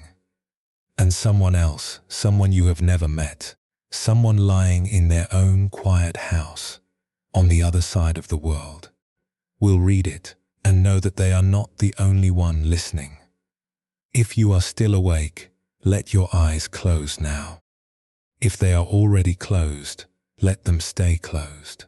Feel the weight of your body on the bed. Feel the blanket on your skin. Feel the pillow under your head, the shape it has taken from all the nights you have rested here. The shape that knows you, the shape that is yours. You are held, not by a person, by the night itself, by the house that has stood around you for years, keeping the rain out and the warmth in, by the ground under the house, which is the same ground that holds the baobab tree and the stone wall and the fig tree where the Buddha sat. It is all the same ground. And it is holding you now. Thank you for being here. Thank you for your stillness. Thank you for the courage it takes to sit in a quiet house and not run from it. The old teachers would be proud of you. The woman with the rocking chair would recognize you. The grandmother who planted the baobab would nod and say, "Yes, she is one of us. She is keeping the fire. We will be here when you need us." On the quiet nights, and the hard nights, and the nights when the house feels too large, and the bed feels too wide, and the silence feels like it is pressing against the walls. We will be here, not because we have all the answers, because we have the same questions. And sometimes, sitting with the same questions, in the same quiet, listening to the same wind outside the same window, is enough. It is more than enough. It is company. The best kind. The kind that does not need you to perform or explain or pretend. The kind that simply says, I am here. You are here. Let us breathe together for a while. Sleep gently tonight. Let the breath come and go. Let the house settle around you the way houses do, with its creaks and its hums and its quiet, faithful holding. Let the night be the night. Let the dark be the dark. And let yourself rest, truly rest, the way a stone rests in a wall, the way a seed rests in the earth, the way the moon rests in the sky, not going anywhere, not trying to be anything, just there, just shining. Just enough. Good night. From all of us here at Moonlit Dharma. The lamp is still lit. And the lamp is you.